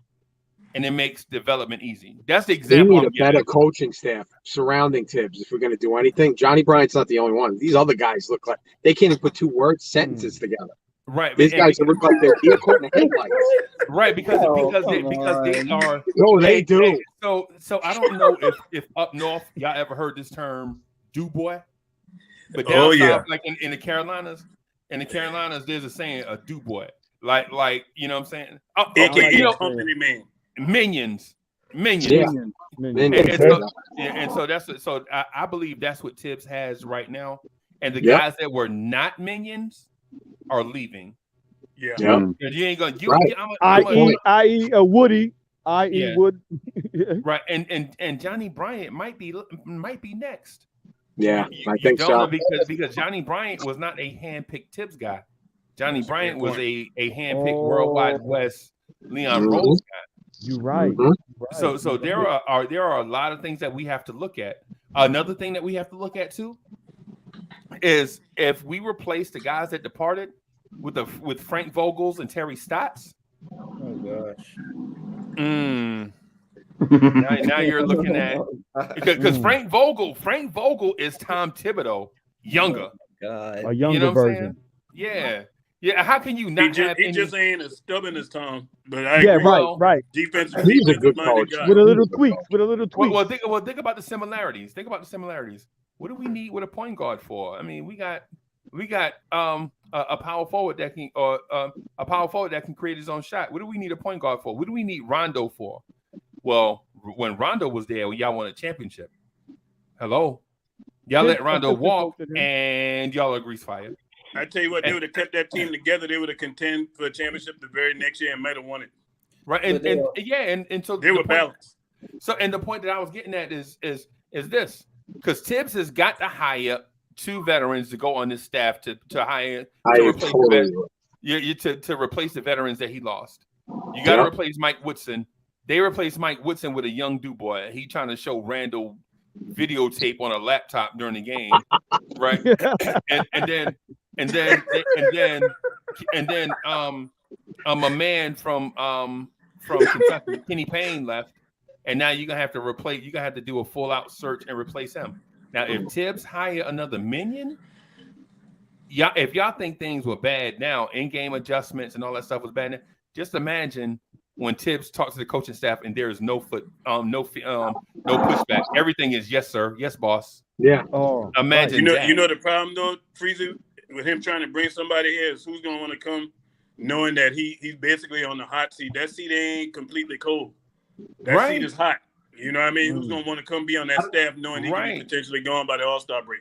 And then think about this. Think about this. Think about interviewing with Leon Rose for the open position, knowing that Tibbs is gonna run you off. If you're not a handpicked Tibbs coach, is Tibbs gonna run you off? I don't know this for certain, but it sure does seem like it. Yeah, that's the way it seemed with them two guys that left. I tell you that. Right. I always think back to when he came back. What he said? I got unfinished business. Right. That's what I always remember what he said at his press conference, and he's gone. What unfinished business is he talking about? The whole front. I don't think Tom Thibodeau picked the whole of the staff. I believe the front. Leon Rose picked some of the staff also too. Yeah, the front office. Right. He did. He did. The Johnny Bryant, the Kenny Paynes, yeah. And so, the Mike Woodson. And the Mike Woodson, right. So I don't think Tom Thibodeau has all the autonomy to bring in who he wants. Right. But he still has a boss. Right, but what I'm saying is imagine being Terry Stotts interviewing with Leon Rose, knowing that Tibbs runs off coaches, right? Because these coaches are leaving during the season, bro. They not leaving after the season. That's something to think about. Like I mentioned, though, guys, we have to keep in mind, and I'm not disagreeing with you. I'm just saying, just to point this out, both of those guys that left did accept jobs at their alma mater. You know, that's a big right. So like we can't Louisville, Louisville and Indiana. Those were two of the alma maters that they went to. Right. So, I mean, if my college school call me for the coach and I have an opportunity, I'm gonna go. Yeah, the pull going home is strong. Go. Right. Yeah, I'm gonna definitely go. But that's a matter of if I was in that place. But you don't know what goes on behind the thing. Maybe it was like, yo, put the feelers out to my alma mater that I'm interested because I'm not currently. That's a good angle. Because I'm not currently interested in the position, staying in the position that I'm in, or satisfied in the position I'm in. Right. Yeah. That's a great point. That's a great point. You could look at it like that too. So to answer Stafford's question before I feel like we're gonna veer off. Here's the whole thing, right? When was the last time that we developed our youthful talent? Patrick Ewing? That's it. Yeah. How did the 90s go for everybody? Yeah. It was beautiful. Wasn't it? Did that only last 2 or 3 years? I didn't know what loser was. Did that last 2 or 3 years? Or did that last through a decade? Yeah, that was or more. Yeah, because don't forget, 88 and 89, they were going against Boston in the second round and stuff like that, right? It was a decade. Detroit, a couple Chicago. Years, man. So when you asked the question about how patient would the New York fans be, would that be something, I would veer back to that as sampling proof to show that when you build correctly and you have your piece and you build around that piece, you're going to have sustainable success. So if they're impatient and they have what you have done for me lately type of attitude, right? It's going to be no bueno. And then you're going to keep having these fits of these quick fixes and these guys coming in and different regimes coming in and trying to get this guy. Who's going to be the next big guy, hot guy next year that we're going to get? And the year after that, and it never happens. Right. But you know what it is, though? It's a bigger thing, though, to that question that Stafford just brought up, because it's not that the fan base is being impatient. It's the front offices that we've had trying to keep up with the Joneses when we're not even close. It's the fan base too, Ron. The fan base. You got to be in the fan base too. I've gone on numerous shows and I've gone on numerous shows and guys been like, nah, man, I ain't having that. Nah, man, wait until they start losing. They're gonna lose. Well, duh, they're young. Of course they're gonna lose. They're developing. That's the point. No, but So- listen, remember the owner, Dolan. Remember the guy in the wheelchair? He left, Don Nelson. Donnie He's like, Wells, "Oh." yeah, the botch. Don, that remember, botch mellow deal. They traded. He broke everything down, and he brought us under the cap. Did everything he could do, and then they do all this to But get that Melo. ain't the first time. The stuff Isaiah was doing too. I mean, we can go down the list. The front office have jumped the gun and been impatient. And the fans have been suffering for years of their impatience. But if the front office, and we've said this all the time, they come out and say, "Hey, this is the plan. We're going with the youth movement, and we're gonna let this thing build organically." We ain't got no choice but to accept it, because now we know what comes with that. Those who really rocking with the team. But have you ever seen the ratings of those Knicks games when they've had maybe a half a season or season of doing that? They're dreadful low. They're dreadful low because the honest reality is that I think, I'm not going to say every fan, but I'm going to say the general fan is not invested in being patient through a development project. Right. Listen, dude, you already know that. You already know this. In New York, the light didn't even turn green yet. Somebody's honking you. Bam! We very impatient in New York. Yeah. Oh, yeah. We know that. Run over old ladies and kids. Yeah. That's how New Yorkers are. And that's the fan base. When it comes to baseball, hockey, football, that's how we are. Like, yeah, man. Yeah. So maybe I'm an optimist. Well, we got more questions than answers this offseason.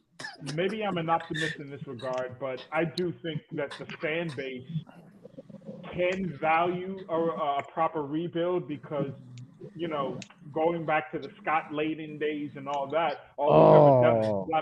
Yeah, I'm sorry. I'm sorry for that. I know. Yeah, I know. I'm opening up old wounds and PTSD. This is when Dolan came in, that era. Yeah, when he took over. But all we've ever demonstrated, not just, I think this is what's on paper. All we've ever done is slap band-aids and stop gaps, and we've never actually done this to D's point since Ewing. And that was back in 89, 90, 91. But Ray, Ray, let me just say something real quick. I'll jump out of the way. I think fans would be patient if they knew they had an elite blue chipper. A future. Good point. Right. Good point. I agree. A guy that they could come see every night. You lose by 20, as long as he putting on a show, they could handle that. So Freeze, you say Obi is the blue chipper. Freeze just said Obi and quickly is the blue chipper. He didn't say that. Freezy never said that. Freezy never said that. Right now we hoping RJ.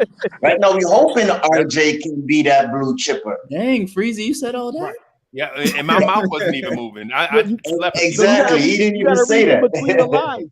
Freezy is tricky. Between the lines. No. What I want is for the Knicks at all costs to go get a bona fide crown gem that's 21 and under, so that we can get 10 to 14 years of that player. Right. That's what I want. So cats have been on the sidelines. Cats have been like, "Hey, man, if you get Jaden Ivey, what do you do with RJ?" Right? And so they posing me that. And I'm like, well, Jaden Ivey's the point guard, right? No. He's more of a 2. Yep.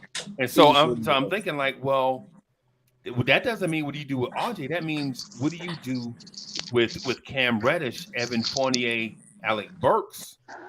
And they're like, no, that means what do you do for RJ? Because if you get Jaden Ivey playing the 2, he is an alpha offensively. You know what I'm saying? With upside playmaking skills, but they ain't there. So I don't want to think about that. I want to think about Ben Mathurin. We reaching. That's reaching. We reaching. On Jaden Ivey? You said Royal Ivy? What? No, I'm joking. You see, I gotta throw them jokes in there. I gotta throw them jokes in there. Yeah. Royal Ivy? Like, no. Yeah, and so the thing is Chop. So the question. So this is not what I made up. Again, I want people to pay attention to what I'm saying and just don't stop jumping the gun because I know y'all be impatient in the chat. Listen to what I said on the sidelines. This thing was posed to me, right? I didn't say this was my idea, right? Yeah, that's what I'm getting at. So the thing is, y'all know that I would love to have 2 crown gems, a backcourt player and a front court player, right? You know what I'm saying? Because I feel like wing players, you can kind of get them. They're easier to get, but an elite point guard is hard to get, and an elite big is hard to get.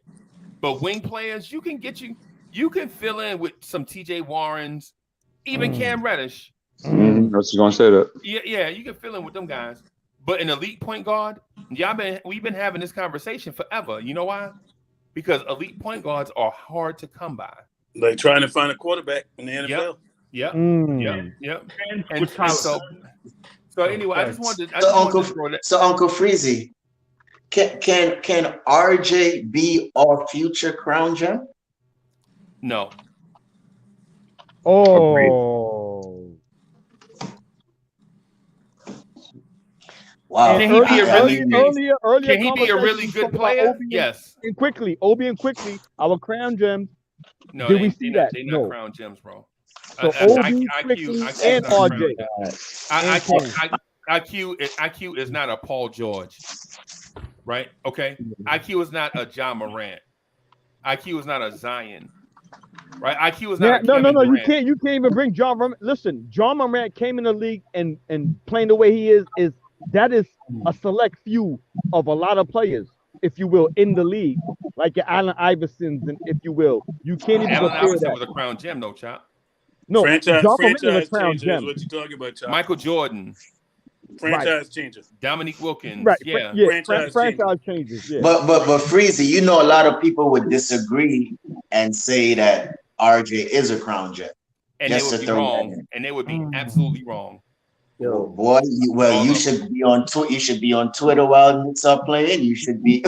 And somebody can be RJ Barrett is a new Bernard King. Trust me, there's a lot of RJ Golden. But Stafford, y'all, he can't do no wrong. You missing my point. Exactly. No. To my point to a weird place. Don't take it to that weird place because I never said RJ Barrett wasn't going to be a really good player. No, I never said that. I never said you said that. No, but what I was about to say, exactly, and I was about to say what Ron said, that in a sense RJ can't do no wrong. I think that's what he was about to say, right, Ron? Yeah, that's exactly what it is. Even when you see that he's doing wrong, when he can't hit the free throws, people still making excuses. So he's not a crown gem. I'm gonna tell you like this: you can't shoot your free throws, man. I can't have you up there saying you know crown gem. Nah. Can RJ Barrett? Shaq could have hit his free throws. He was a crown gem. But you know, see, Shaq had Wilt Chamberlain. Different. Shaq was a monster, elite.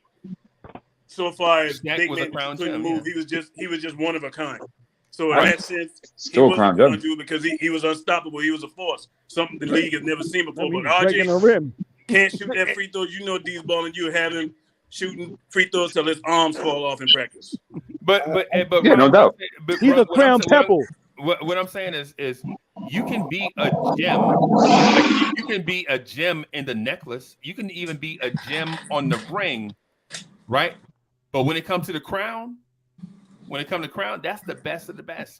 That is your creme de la creme. Your James Harden, your Kevin Durant. You know what I'm saying? That type player. Those are your guys on the front cover of the team. When everything rolls out, that's the face of the franchise. Ron, you see the same thing always say when we mention something about RJ, they call us Randall lovers and I ain't no Randall lover. Like we can't criticize the man for his game, right? All of a sudden we gotta get called all of this and all of that. That's what I'm saying. With the RJ lovers, you can't say nothing bad about him. You know, hey, that's what coaches do. A coach gonna see something that you ain't doing that you think you're doing, and they're gonna tell you where you need to correct that. I'll be a fool to sit here and say, Man, you know RJ is a really good free throw shooter. Y'all will laugh me on it. Freezer and tell me don't ever come back on the show with that nonsense. I would get on 95 South. I would get on 95 South. No, because he shoot good in practice, but he's not applying it in the game. And I can't even say that because he ain't shooting in the game. That's all that matters. In game, what you do in game. I don't care what you do in practice. If you can't shoot free throws, man, I've always had a problem with that. That's I've all always mental. hated that. But Sam, you understand where I'm coming from, right? You understand that I'm not saying that RJ Barrett is not going to be, say, a 25-5 guy. Yeah, I'm not going to say one day he might be a good defender. What I'm saying is Paul Georges are born. They're rarely made. You feel me? Kawhi Leonard's are born. Tim Duncan's are born. Yeah, they're rarely made. His facial expression too. Yeah, let me correct something too, Freeze. Let me go ahead and just address it. I'm gonna give it right back to you. And before anybody try to run with any narrative, I done told y'all don't talk to me about trading RJ. So that lets you know how I feel about RJ. And let me just say one thing also too, Ron. I am for the name on the front. I don't care about the name on the back. I've been a Knicks fans from since 80 something, and I seen players come and go. Yes, So the team that's in front of me right now, I am going to support, whether it be RJ, Randall, Quickly, any one of them. What about the Crown Gem? Would you support the Crown Gem when he got here? Even if they win the Crown Gem, I'm gonna support him too. If we get a Crown Gem, so I just want to say I'll put the Knicks first instead of any player. Just let me just say that because I see people coming at me in the chat. Yo,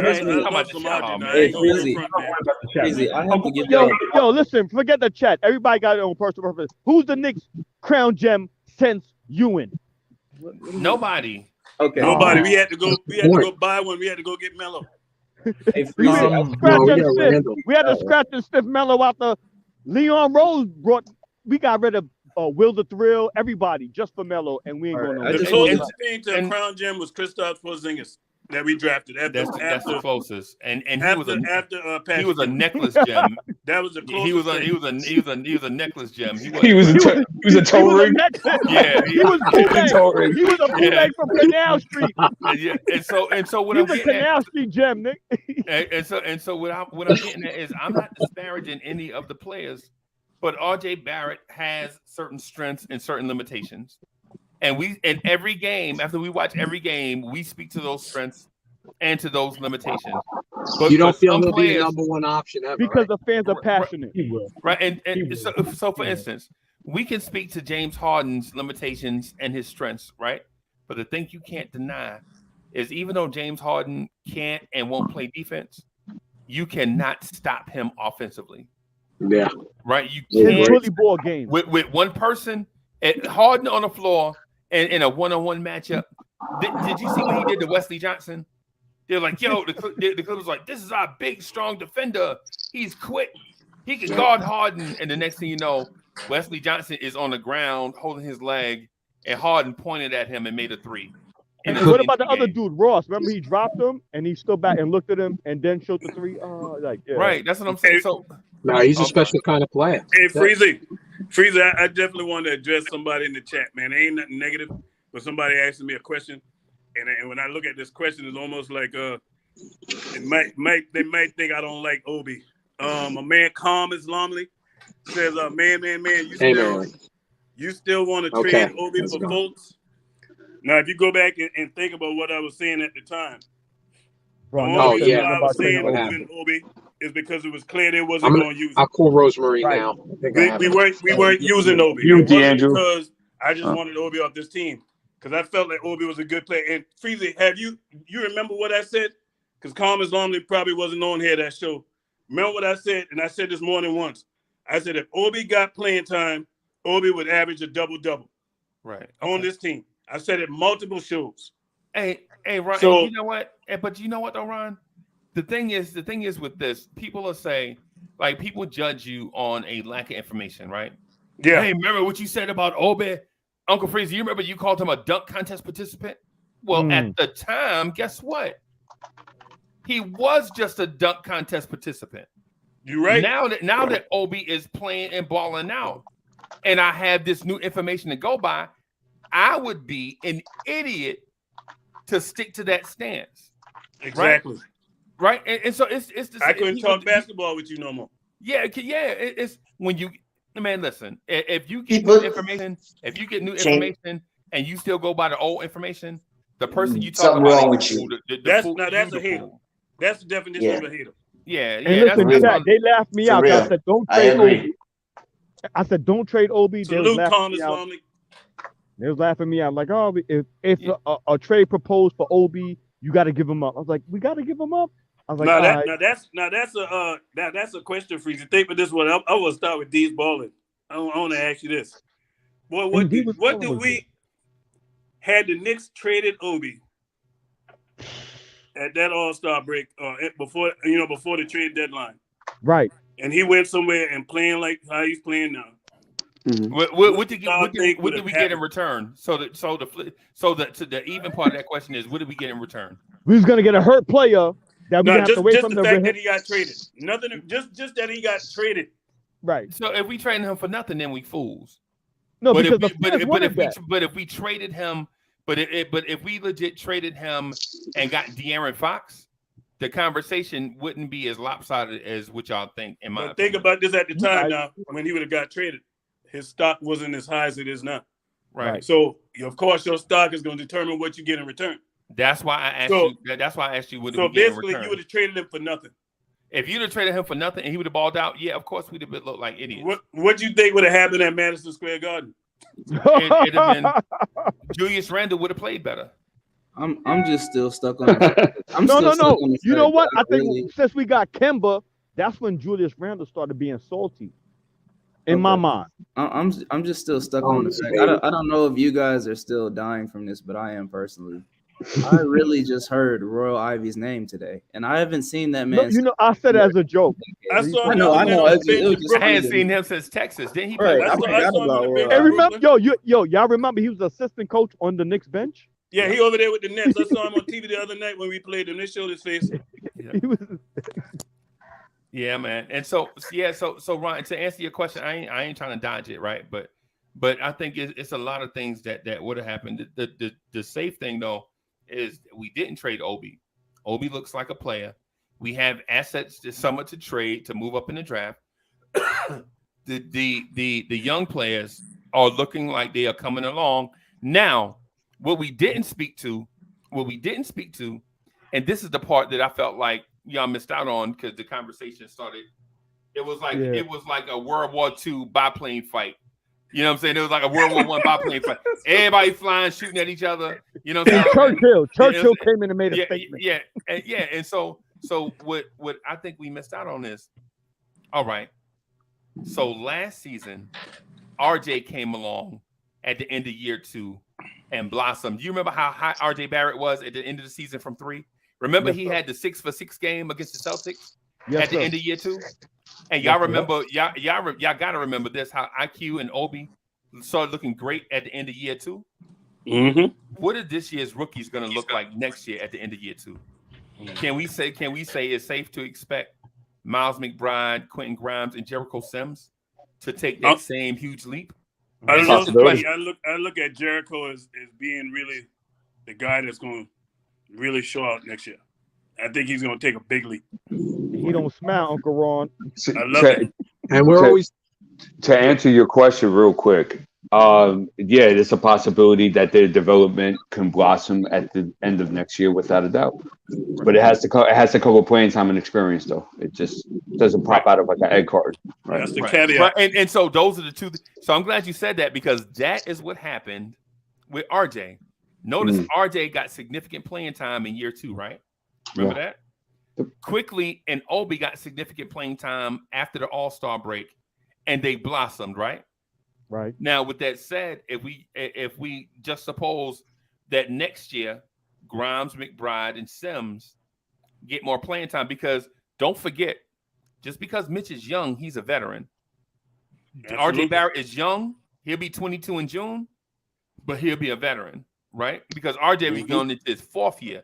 Mitch will be going into his 5th year. Obi and Quick will be going into their 3rd year. Sims, Grimes, and McBride will be going into their second year, and then we'll have some rookies, right? So the youth question I think is unfair because what we don't need to do is use age, but use basketball experience. Yeah, so if you use basketball experience to judge whether a player is a veteran or not, I think we're right in that pocket where we want to be. RJ will be a 4th-year guy. Mitch, if he resigns, will be a 5th-year guy, right? So do you really need to keep a 10-year guy, a 10-year guy, a 14-year guy, and a 13-year guy on the roster? Like Julius Randle. Yeah, or Randle would be what, a 9-year guy? Yeah, it'd be nice. Yeah. Do you need to keep those guys around? And Fournier. Or do you turn the team over to your young veterans and bring in, say, Al Horford on a big contract where you can get another first-round pick? Right. You could take on Al Horford's contract, right, and get a first-round pick for it. That way the Just Celtics absorb can go it. out. Right. Yeah, Just absorb because it. we're at different stages. Right. Yeah, I mean, what I'm saying? what you're saying makes sense, Freezy. The whole thing is, man, is like it all come back to you got to just bring in the right players to support these young guys. Not nobody who's coming here to think this is going to be their team and all that. Somebody who's going to support help furthering these younger guys' development along. Because just like you said, RJ, Ron, you need a balance. It's a balance. The experience them guys got in. I mean, them guys ain't young players. They're young in age, to your point. But in the basketball experience, NBA experience, they're not young. In basketball years, they are veterans. Exactly. Yeah, but let me ask you a question now. Is Randall a veteran to bring that balance? No. Obi got Randall on that plane, and thank goodness Obi did what he did, because I would hate to be stuck with Randall this year. If Obi didn't show what he showed, we would be in a mess going into next season with having to deal with Randall. Hey, I tell y'all what I would do. I know this is going to sound crazy, right? I know this is going to sound crazy, but just hear me out before, because what's going to happen is somebody going to cut me off, and then the chat going to go crazy about the first part, the first sentence. Let me shut up. And then they're going to be like, Uncle Freezy said. Yeah. No. Hey. So what I would do? What I would do is do a trade with the Utah Jazz, right? What I would do is trade. You want Donovan Mitchell? I'm gonna shut up. Sorry. See what I'm saying? See what I mean?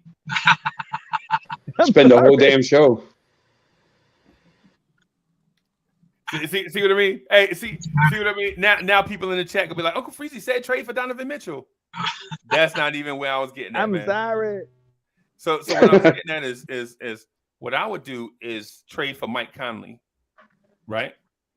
A dude with 1,000 miles on him, but a bunch of years of experience. Tell Mike Conley off the rip, hey man, quickly is our starter. We want you to come in so you can mentor quickly, right? We get a pick for taking Mike Conley's contract on, right? We send them money. We get money to match, right? We gain 2 assets. We gain the veteran, right? And we gain the draft pick. So we still stockpiling picks so that D Poetic and his crew can draft whoever they want every year. Just give them more cachet or more revenue or more assets to draft the guys that they want. At the same time, we get a guy that can mentor Emmanuel quickly, and I know he's brittle. People are gonna be like, well, Mike Conley is hurt too much. Really? Mike Conley is hurt too much. What about your current point guard situation? D Rose. Yeah, and Walker. You know what I'm saying? Miles McBride is hurt, right? He's young, right. So you can't just say it's one guy or the other. Quentin Grimes is hurt. RJ Barrett is hurt. Cam Reddish is hurt. Nerlens Noel is hurt. Mitchell Robinson's hurt. Julius Randle is hurt, right? So the hurt thing, I don't really, you know what I'm saying? I don't want to feed into that now because I think injuries happen. But what I would look at is taking on a hefty contract, getting an asset for somebody that contribute. And if not a Mike Conley, then maybe an Al Horford, somebody like that. Oh Lord. If not an Al Horford, then maybe a Derek Favors or somebody like that. So Freezy, we get Conley. So do we waive Rose or we trade Rose to Utah with that trade? Nah, you got to keep Rose.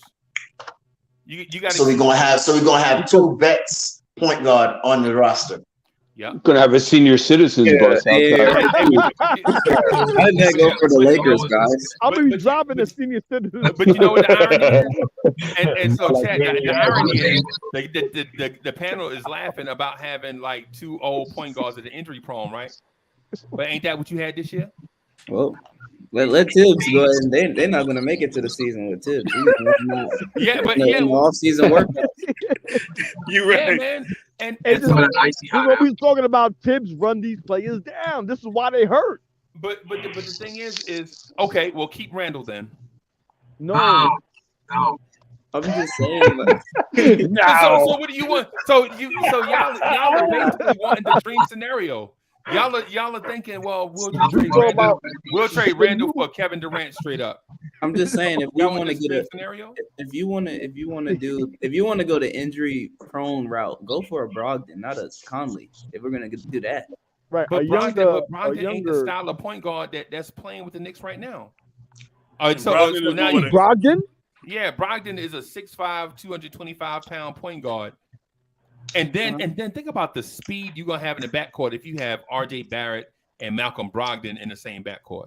So you may as well bring Mark Jackson out of retirement. Same perimeter defense this year. Yeah, you may as well bring Mark Jackson from across the booth. Right, that's what I'm saying. Listen, this is what Tibbs runs a half court game. There's no running and gunning. This is what the NBA is now. Well, the thing I'm getting at, Chop, though, is quickly has to be the point guard going forward, right? Or in that mix, right? Yes, I agree, sir. 100%. He has to be. He has to be at least in that mix because it's not right for you to have a 22-year-old combo guard that is showing that he can get better at point guard, and then be like, yo, well, I don't want to do. I want to make the home run move. But any small move, we just can't do it because it doesn't fit my fancy. Nah, you can't do that, bro. Because they're not going to take Julius Randle for DeJounte Murray. They're not going to take Julius Randle for De'Aaron Fox. Or Sabonis. Or Ja is definitely off the table, right? Definitely off the table. Wait. So now what his rookie contract is going to be up soon. He's not off the table. Ja ain't signing with the Knicks, bro. Nah, you can get out of La La Land with that one. He ain't it's not even. Yeah, so that's what I'm saying. So what do you do then? You either stay pat with what you got, or try to make a decent move, right? Look, Freezy, don't worry. You know what's gonna happen here, and I'm trolling here, but we're gonna get the CAA MVP client. That's right. So whoever that is, just expect him to be in talks with the Knicks, and they're gonna be talking about it the next 2-3 months. Yo, that bling was dope because everything is CAA right now. Hey, Sam, another Andre Bagnani. Yeah, and well, make me cry. If we go classic Knicks, if we go classic LOL Knicks, yeah, but like with the 13th pick in the NBA draft, the New York Knicks select Tari Eason out of LSU. That's the classic LOL Knicks move, right? You got your best play, potentially your best player after you trade Randall, is at power forward in Obi, but instead of getting say instead of a small forward, a center, maybe. Or with Jalen, with Duran on the board, they draft RJ Barrett's back up. Freezy, hold up. You want to get another Othello Harrington? Grimes, RJ, and Burks. But Freezy, what if that pick was Walt Perrin's pick? I see where you're going. And he is a draft genius. They dub him as a draft genius, and we end up picking Tyler Eason. Sorry, we just don't know how much influence Walt Perrin actually has on the pick. We know he's in the boardroom, but we don't know how much influence he actually has on the pick. If he does have a decent influence on decision making, this smart, he need to have but 80% of the voice. Because based on articles I've been reading from a bunch of different people, because I don't trust one person, so I read a bunch of articles. Well, Stephen Blondie, all these other guys, Mark Berman, all these Based on what they say, the people with the power are Brock Aller and Gerson Rosas. Brock Aller's the capologist, right? Yeah, and worldwide. It's a worldwide. And worldwide West. Yeah, and worldwide. He's the influential power brokers. Yeah. Okay. Right? So with that said, if we do just go by Stafford Don's scenario of Tari Eason, I would feel comfortable with that pick if they say that Walt Perrin pounded the table for Tari Eason, right? Because as good as Obi can be, if Walt Perrin is pounding the table, I think I gotta trust Walt Perrin. You know what I'm saying? Even though I like Obi, right? Right. So who pounded the table for Obi? Was it him who pounded the table for Obi or no? I don't know. I don't know who that pick was really. I can't even say. Yeah, right. Because the way it happened, we was like, oh. One thing we can't say, the plan was at that time to move on from Julius. That was the plan to move on from Julius. But remember, we did give Julius that contract, though, Uncle Ron. We gave Julius that contract, though, right? No, I'm talking about Scott Perry and Mills did. Oh, okay. The first one that brought him here, and then they first one, yeah. Oh, right. Okay. Yeah, man. Hey guys, I got to get out of here. I'm tired, man. I'm washed, man. I've been up and sir. Keep doing your thing. I don't eat fish no more, man. So I can't drive down there and eat some fish. You can't. So you're not a pedestrian, a pedestrian? Nope. What? Pescatarian, man. Pescatarian. I'm not a propagarian. I said first Royal Ivy and then this. I'm not a vegetarian. None of that, bro. Now, my only thing is a nicotarian. Chop is a trip. Yeah, man. Yeah, man. So I'm gonna get out of here, man. Yeah, I'm out of here. Make sure y'all check out that Boys in the Hood review we did Saturday night, man. For some reason, strange reason, dead body? It's getting a lot for vibes and stuff. Usually we get like on a video about 100 because the channel was so new. But when we started this, it was at 200 views, and it may be above that. So we must have done something right. I suggest, if you like to, talk about other stuff, vibes and stuff is that way to go, man. We trying to do something different over there. And I apologize. You had put up a recent poll also too with the other movies that was gonna review, right? Yeah, we working on that, bro. The only thing is all the movies with so many movies, I don't have the character space. So I'm trying to find a different way to do it. So drinking Juice in the Hood or Juice. Remember drinking a Juice in the Hood, like the funny version? Have a good day, y'all. All right, y'all. Yeah, all right, yo. I'm out of here. All right, blessings, peace, love.